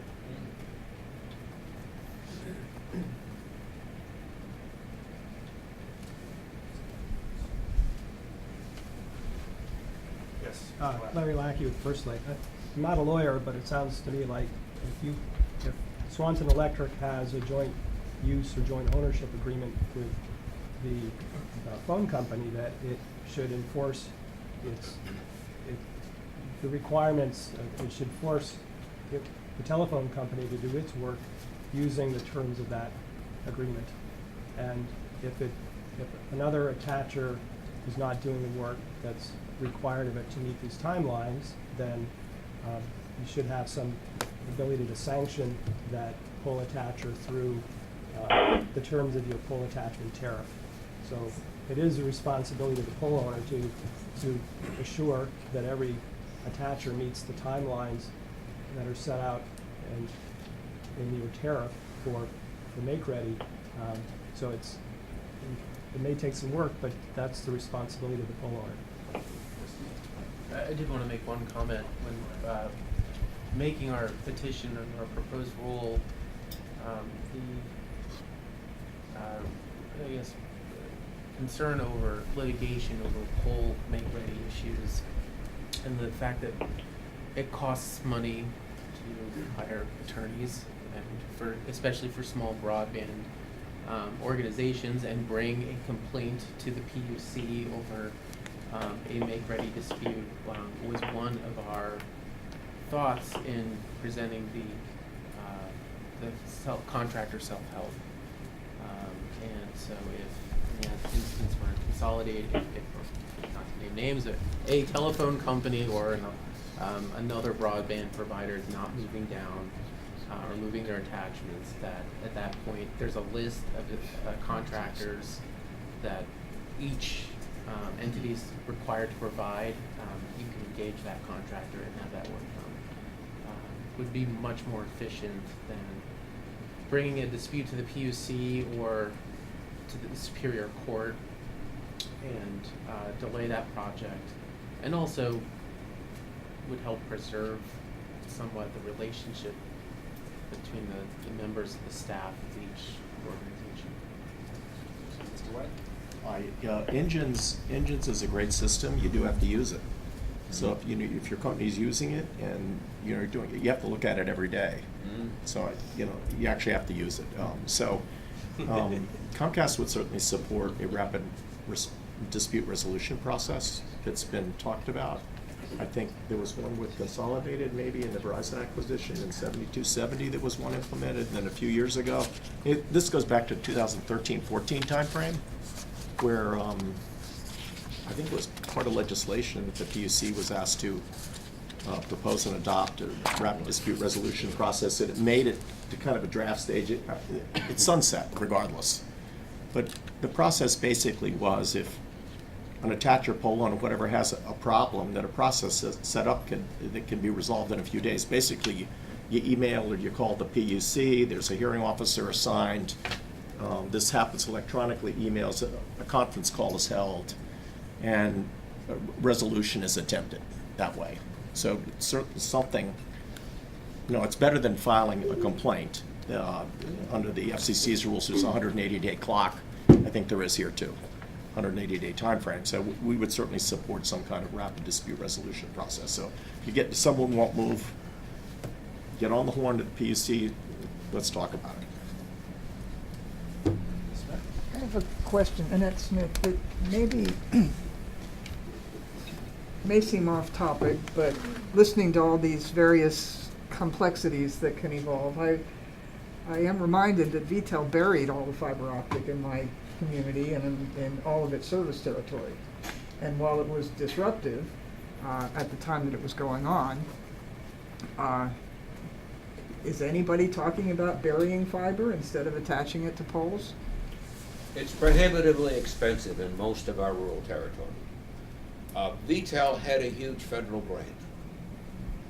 Maybe that's how they were able to do it. So if some of this supposed infrastructure money that's being talked about right now in Washington were to come down, could that ever be an option? I mean, where it was buried in our area, we got a lot of rock. It is not easy to bury. Vermont is presently blocked from getting any more of that because money because of the VTEL wireless overlay, which allegedly delivers service to 100% of Vermont.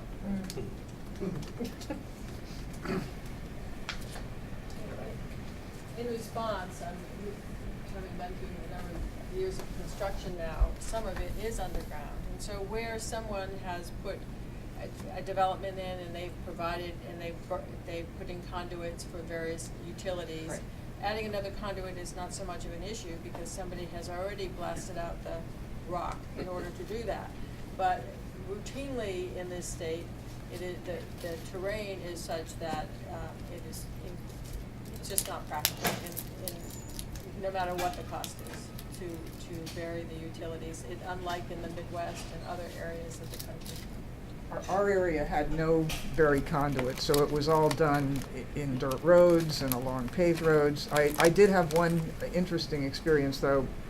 Comcast was required to build out on my dirt road, and at the time, I had a conduit with Comcast line come down to my house, but I never signed up on it, and so actually had to get the department to intervene to allow VTEL to actually use that conduit, and Comcast was very upset about it, and the workers who came they actually removed the Comcast fiber from the conduit and were very unhappy about having to share their conduit.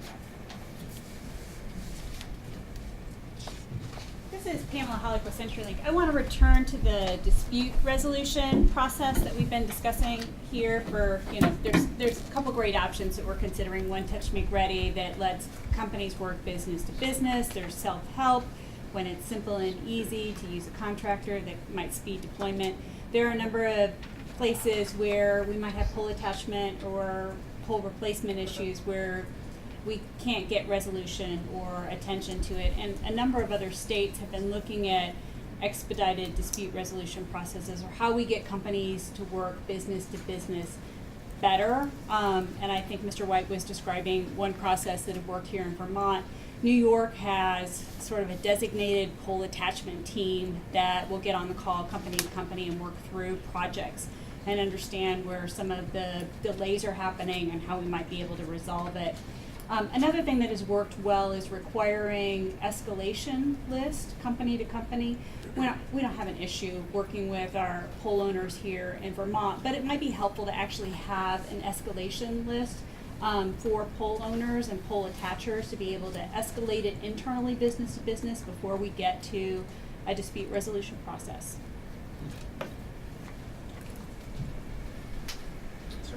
Bill Humphrey again. Back to the, in regards to Larry's comment about the pole owning entity being responsible for work outside of their respective space. In actuality, it says that the pole owner is responsible, but in actuality, we have no more clout than anybody else that has a phone hanging on the wall in the world. That's how it works in the real world. We have no way, no stick to push them along. I would like to see some kind of a hotline down to the department for conflict resolution, where they set up something and that you can get a resolution within a matter of days. Or 1-800 hotline, you can call in with a message and say, contact us. And that goes back to the engines software. I think a device like that or a system like that would behoove that process. At least you would have a track record of how the process progressed and where the bottleneck is. Yes. Yeah, and I would add that EMF Safety for Vermont and our members would support the pole owning utilities having more authority to move along the process of fiber to the premises. So anything that would aid in that effort, we would be in support of. I have a question that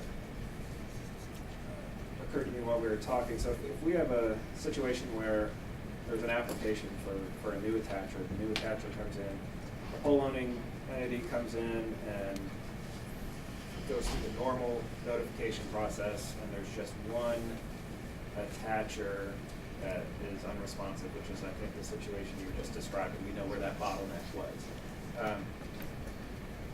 Under the draft rule, the way I understand what would happen is Selfhelp would potentially kick in, and at that point, does the pole owner lose control over the entire process?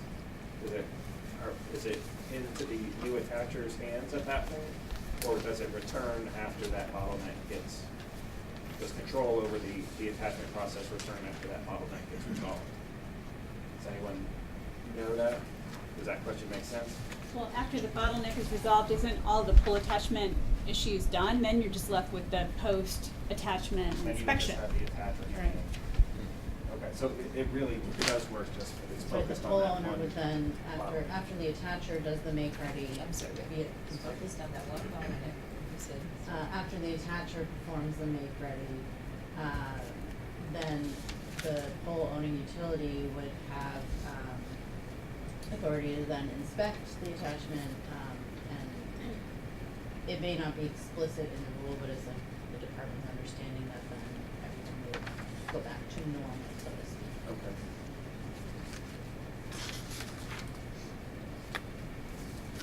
Okay, anything, so I think we touched on, jointly owned poles, but then we touched on quite a bit of the notice in there as well. The last issue I have is approved contractor lists. We're a little bit behind schedule, but I really just have one question about the approved contractor lists. And my understanding is that the current rule actually requires an approved contractor list. What do those approved contractors, what role does it serve under the current structure? What do those guys do? Does anyone know? I believe under the current rule that it's up to the discretion of the pole owning utility to activate those contractors. And so that the change here is that it gives the attaching entity the ability to activate those contractors. So otherwise, it's a list of contractors that the pole owner deemed acceptable to work on their lines. Okay. And that's the way I understand it as well. If the make-ready work isn't being done in a timely fashion, according to the current timelines, then the attacher can request the pole-owning utility to go to their list and bring in a contractor.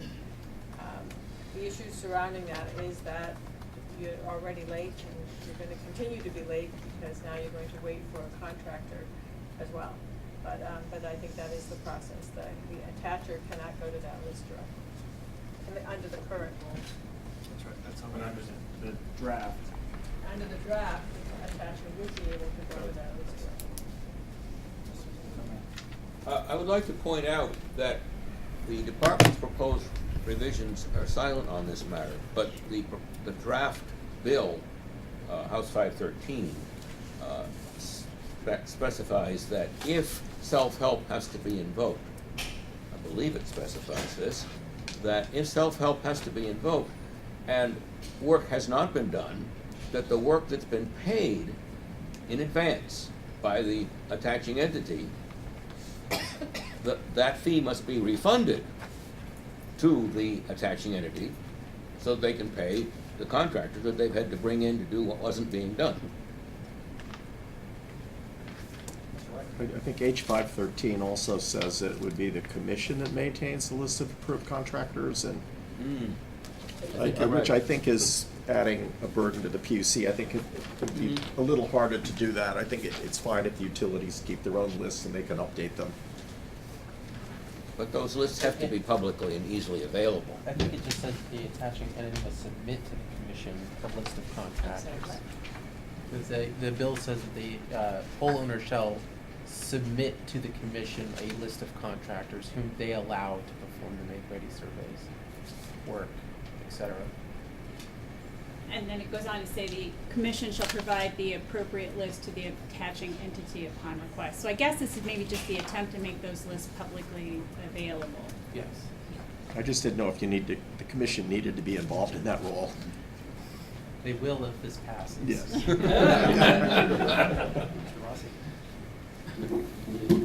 I would just like to reiterate that there's two different make-readies that we're talking about, one in the electrical space and one not in the electrical space.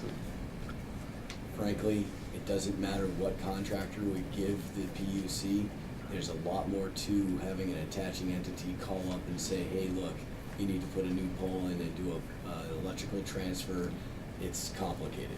And I'm not trying to overcomplicate it, not trying to say that we're not willing to work, through the process, but I'm not really sure how this rule works with, let's just use the terms that we've been using, the more complex pole changes, switching, tagging, the whole 9 yards. Like, you can call whoever you want, but the work is going to be dependent on that electric utility for safety reasons, nothing else.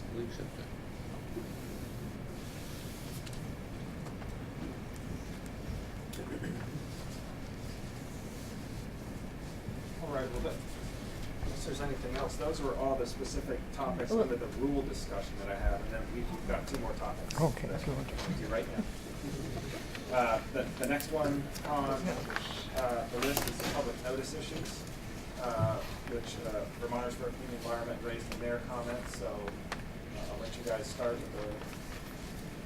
with the discussion. I know you've raised quite a few points, so.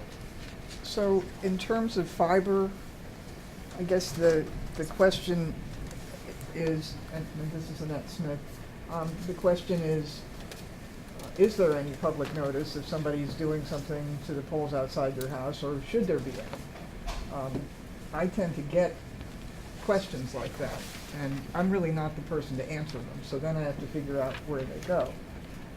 And so it would be nice if that was addressed for the fiber part of it.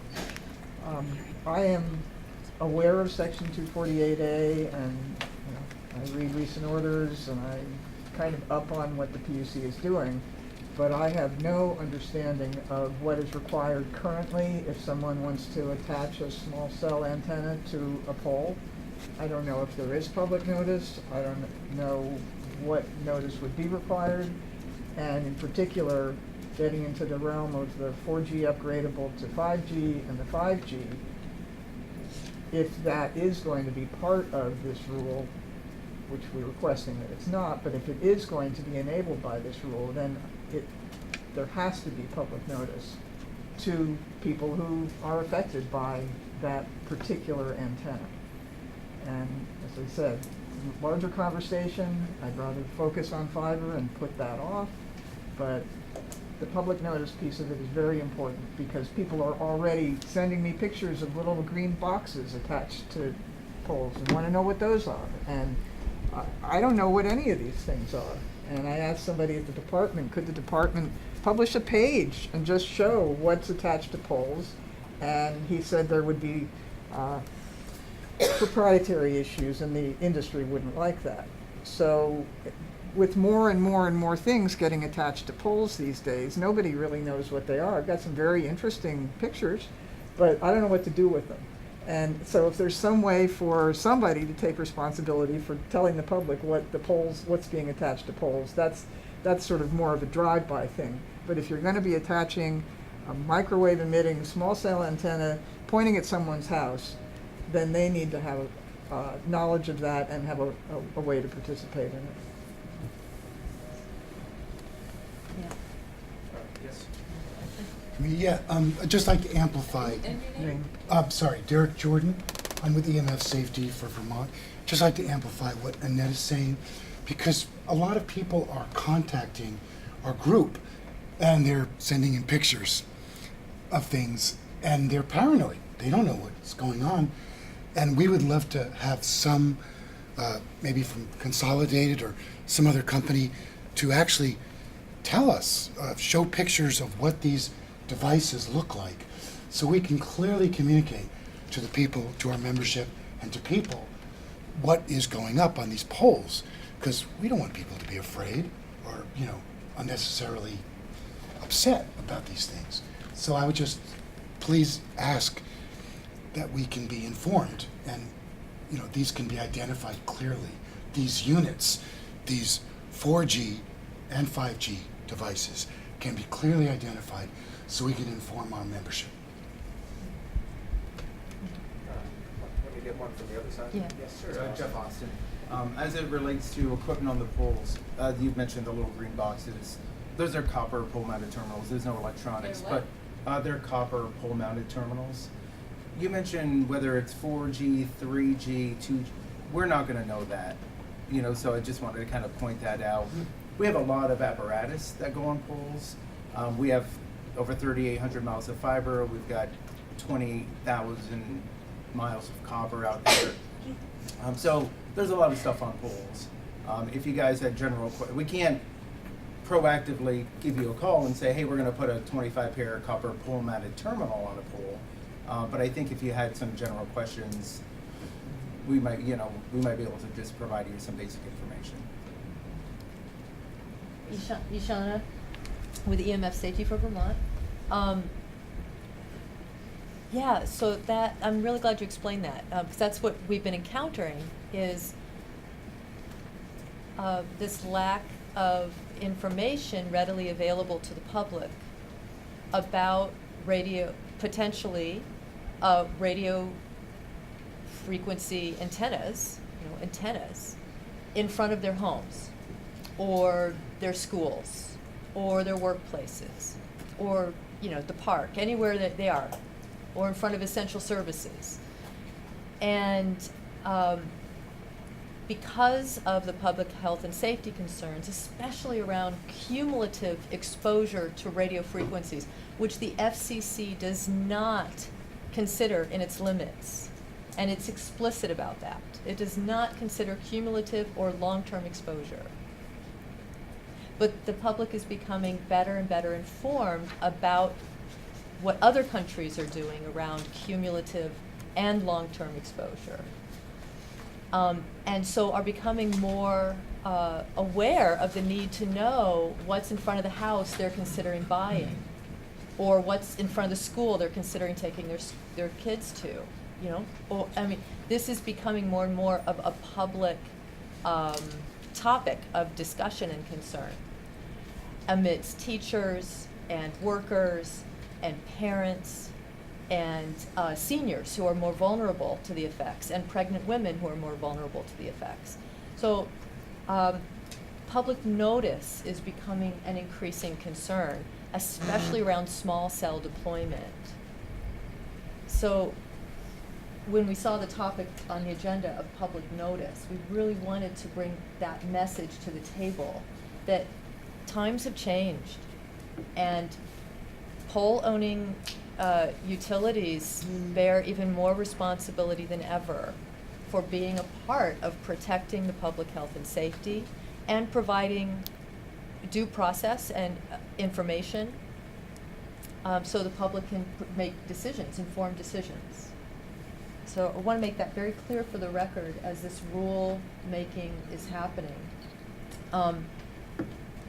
Tom Wheeler, who was the chairman of the FCC when he announced 5G, he was quite adamant. It was like some kind of football or wartime, gearing up speech about, and he said, stay out, I'm quoting him, stay out of our way, he said. He said the FCC cannot stand in a position where there are gatekeepers. End quote. Gatekeepers, who's he talking about? Well, the FCC keeps talking about local barriers, and removing local barriers. That's how they title their webpage that has this acceleration order. So public notice, the public is a gatekeeper, the pole-owning utilities is a gatekeeper, the Public Utility Commission is a gatekeeper, the Department of Public Service is a gatekeeper, our legislators are gatekeepers. We need all of you to take very seriously the fact that the FCC is rolling out small cell antennas that have not been safety tested. And the 3 types of radio frequencies that they use have each been shown to cause harm: cancer, diabetes, depression, anxiety, insomnia, attention deficits, autism, leukemia.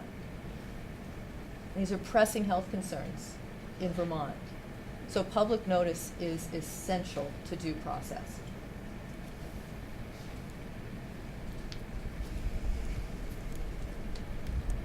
Yes, Mr. Rossi. Just in all fairness to Consolidated, we also have things on our poles, like communications boxes, which are controlling the operations of our lines. And while we would be happy to answer any questions brought to us by our membership of what might be hanging, on a particular pole, like a fuse or that kind of thing, we don't see the necessity to have more public notices for things that we have to do to run the electrical grid.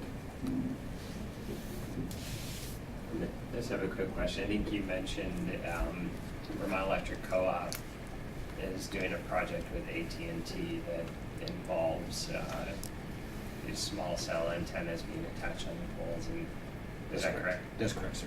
And what you said there was a special contract filed with us. Were there any other approvals that were required for that? Vicki Brown from Ramon Electric Co-op, I assume AT&T has gone through the 248N process. I can't, sitting here today, confirm that, but that was my understanding, that was the approach. And these are, you can explain what these are for. I was gonna explain this earlier. Part of emergency response, there was a contract at the federal level to bring electronic communications for first responders to all parts of the country, and AT&T was the winning bid for this.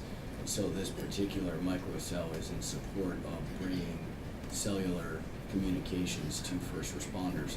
Where the utilities come in is that we are a second tier first responder. So if there is a catastrophic incident within the state of Vermont, our cell phones for our line crews and the various support entities would be able to communicate with first responders, firefighters, police officers, that kind of thing, to get the infrastructure back up. So it's a very focused, I would say, project in the better interest of safety and security for Vermont. And that's where I'll stop as far as that project. It was a very focused scope. So it's related to FirstNet. That's correct. Yeah. It is the FirstNet system. That's correct. So can you tell us what type of small cells are being deployed? I don't want to speak to that right here, not because I don't want to, I just don't have the spec sheet in front of me. I was surprised to hear they're being attached to poles. I understood that AT&T was putting up a new series of towers all over the state. It's both, because of the fiber optic backbone, they're tied together. So areas that they can't get a larger cell antenna, and they are putting out the bigger towers. I think there's about 13 going to be deployed across the state. Don't quote me on that number, but it's around that number. And then where they have to fill in the gaps because of the rugged terrain, they're going with these microcell antennas. So in terms of public notice, am I right to assume that if you're putting a small cell antenna on a pole outside someone's house, that they're not getting any notice about it? They do under 248A.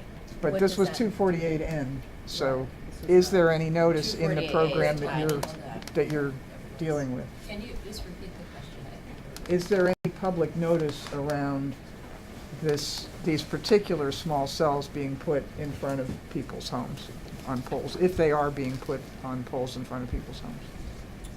All I can say is that we're following all the PUC regulations as they exist today. So so you're not answering the you're saying you're not going to answer the question.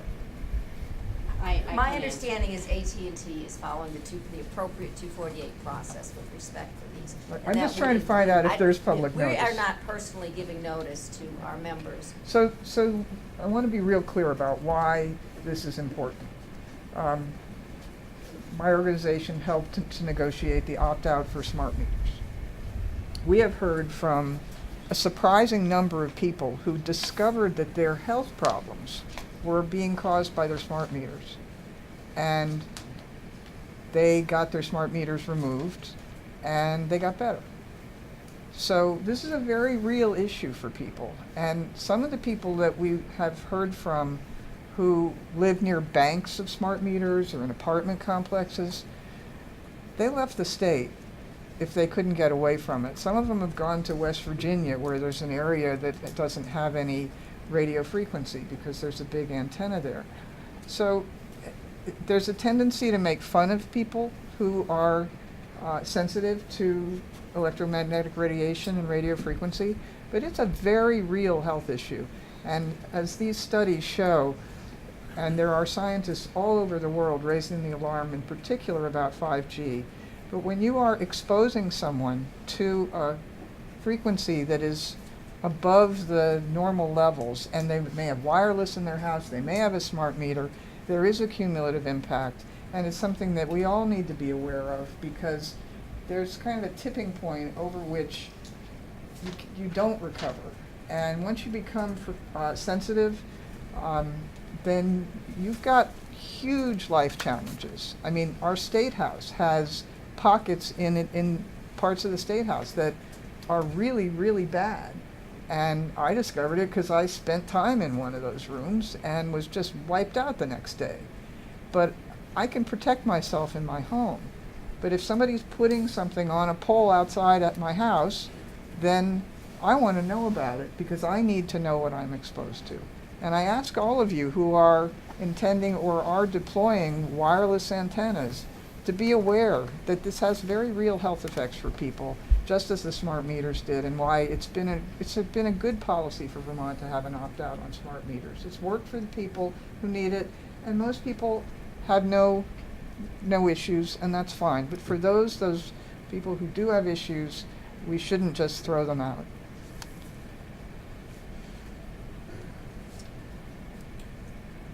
Anybody else on public notice issues?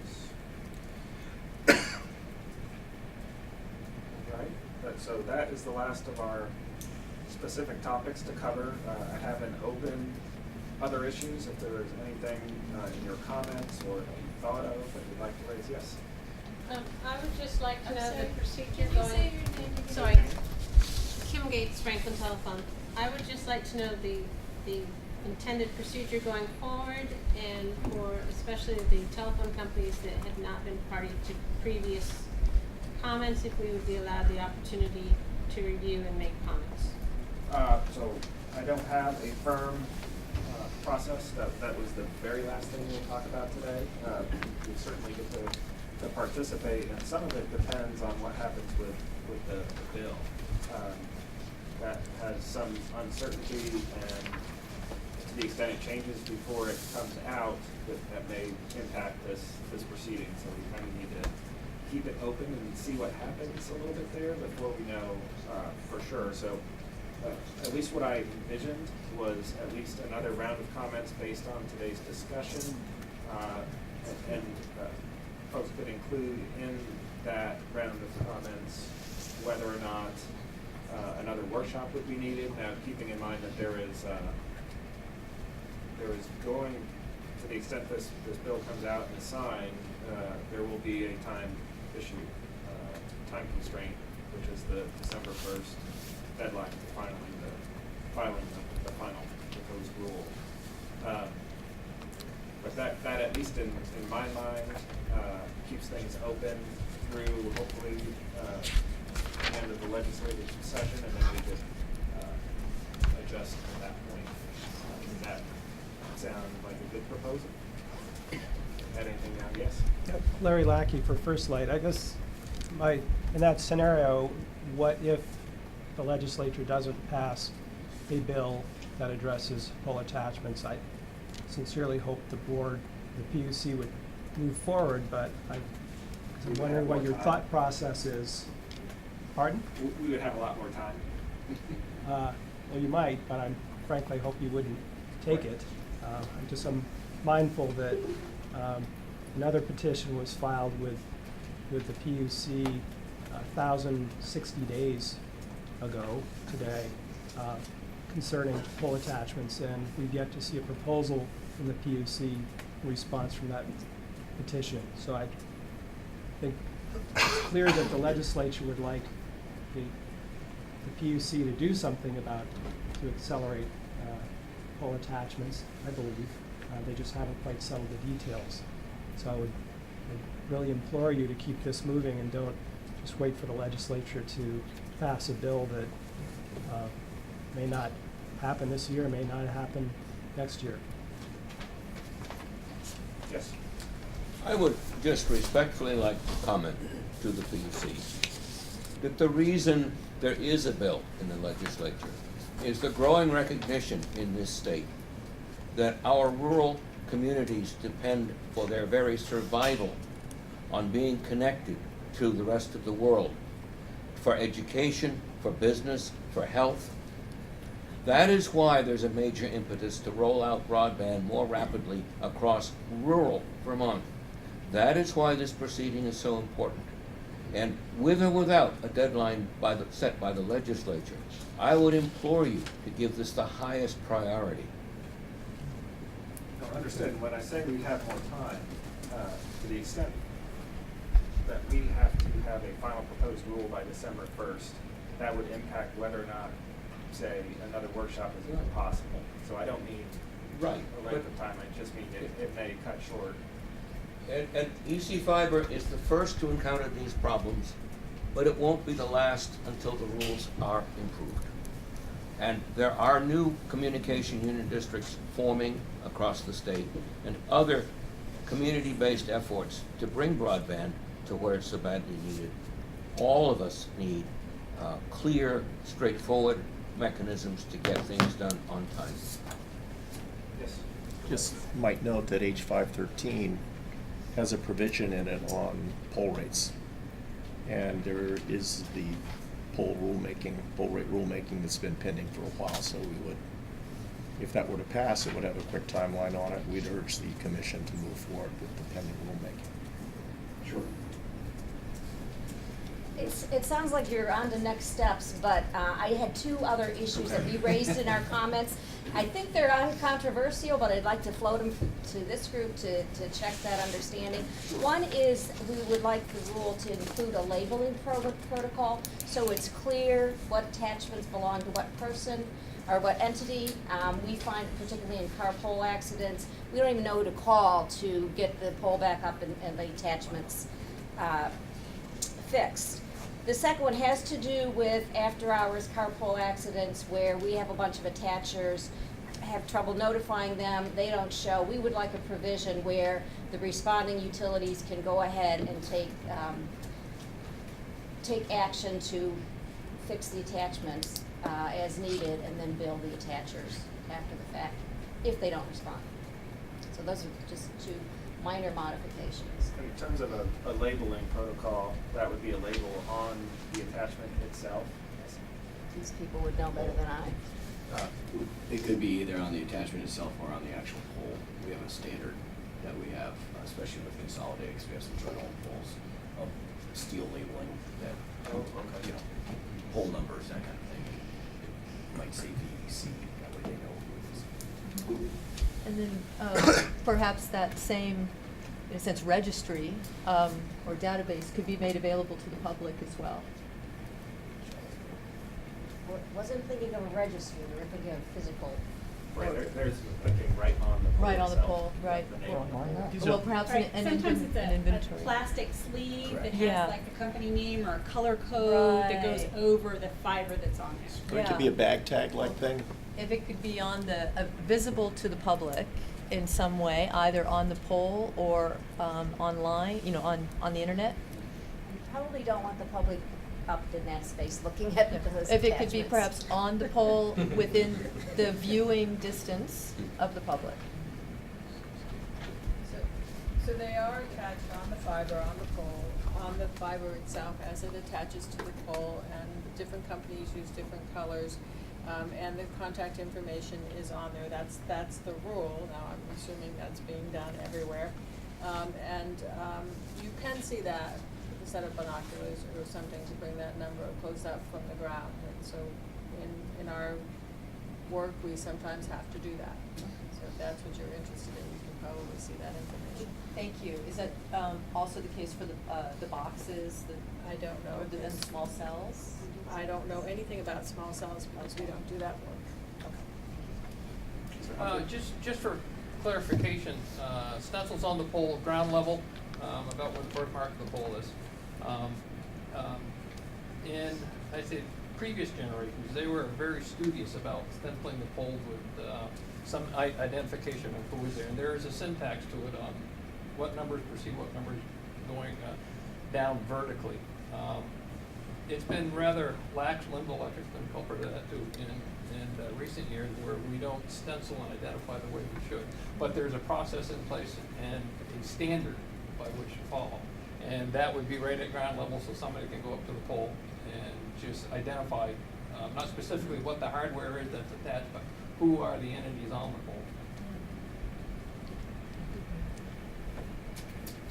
pole.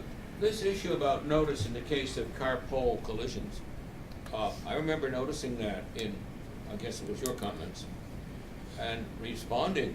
We were surprised by that because every attachment petition, every pole application that we submit to attach to a new set of poles includes the telephone number of our field operations supervisor. She has never been notified of a car pole accident. This is disturbing. We have examples We have a rather spectacular example of a case where there was a car pole accident that left a pole broken, and we weren't notified. There's now a little stub piece of pole hanging up there in midair, supported by other gadgets, to which we were attached. There was never any notification. You need to come out and move your cable to the replaced pole. There needs to be, but it would seem that it would be straightforward to just everybody work together better to communicate about this sort of emergency. We would agree we should provide our contact information. Everybody should. And it, having been provided, it should be used. It's around the labeling protocol. Were you thinking that would be for all attachments going forward, or were you thinking the rule would require going out to existing poles that are not current? I suspect the problem we're having is with older attachments, because I think the newer ones are labeled more appropriately. Hadn't thought about whether to make this retroactive or not. Wouldn't want it to be overly burdensome, so it's not worth the cost.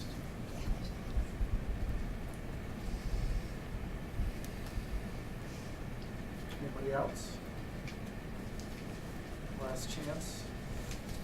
All right, so I will put out a memo with a comment deadline. Is 2 weeks for follow-up comments too quick? Or will 2 weeks work? How soon might we, Jerry Tarrant for Comcast and Charter, how soon might we expect the transcript? A week? Give us 2 weeks after the transcript. 2 weeks after the transcript. Okay, 2 weeks after the transcript, that'll work. Is there any plan to revise the draft rule based on, I mean, your reply comments, you backed off on a number of different, changed your position on a number of topics, and I'm wondering if you're thinking about rewriting the rule. So the department brought the petition in the first place in order to revamp the current rule, and we expected to do so through a number of comment periods and workshops, so that everybody can weigh in on the rule and collaborate. So I would say based on this workshop alone, we're not in a position to put forth a final draft, but we could absolutely amend the proposed rule and go forward with a modified draft, if that would be helpful. I think it would be. If that's the case, I would request 3 weeks. For 3 weeks after the transcript. Yes. Okay. Let's go with 3 weeks after. In terms of the timing of a revision, well, I guess we can see a revision and then maybe have responsive comments. Or another workshop. Yeah, we Something could do along it that those way. lines. If, we're open to what the group wants, if it would be more effective to see a rule and then weigh in on with comments, or do comments and then see a proposed rule a couple weeks after that. We're open to process. That makes the most sense to me. I don't know how everyone feels about that. Maybe have a 3 weeks after the transcript revised draft rule, and then folks do comment on that, and that would set the stage for another workshop timing permitted. The legislation. So, Jerry Tarrant again, so 3 weeks for the department and then 2 weeks after that for comments? Is that enough time? Or 3 weeks after that? It's 3 weeks? 2 weeks. Whatever. What weeks? More time is better. 3 weeks after that. 3 weeks after that. All right. Thank you. Okay, and I think by that point we will know. We'll know the legislation. Yeah, The right. legislation, what ultimately comes out, so that could get factored into any comments that folks propose. And we can assume that there'll be another workshop after that. We can assume that there'll be another workshop after that. Timing permitted, yeah, I think that would be the best way to approach it, and have another full-out discussion. I assume the issues will shift a little bit, so maybe be more focused, but yes. And those dates, the 3 weeks is triggered off the filing of the transcript. Is that just? Anything else? And just one quick thought, envisioning that we might get jammed in the timing of this. When the comments come in for 3 weeks after the department's revised draft, it would be very helpful to us if those comments include specific red line changes to that proposed rule. Yes. Larry Lackey with First Light. So what do you envision beyond that? So we had a workshop, we'll have a revised proposed rule from the department, written comments from anyone who wants to submit them, another workshop. What does the PUC at that point go off and draft a rule? Well, I think we'll have to discuss it at that point, depending on what happens. If we have a time crunch, I'm not sure how much, I think even that schedule would be pushing it with the formal rulemaking process. So if we have a December 1st deadline, I think that makes us very tight in terms of, so that may have to be the case, but we could certainly discuss it at the next workshop. We'll have a clearer bit, if everyone agrees, then we'd be done. But honestly, I'll be surprised if everyone agrees on, at some point you may just have to take a stand and propose a rule. Right. So I don't know is the main answer, but we can discuss it further and see how far apart people still are and what more processes needed. Thank you. Anybody? Anything else? All right. Well, thank you everyone for coming. I feel like Thank you.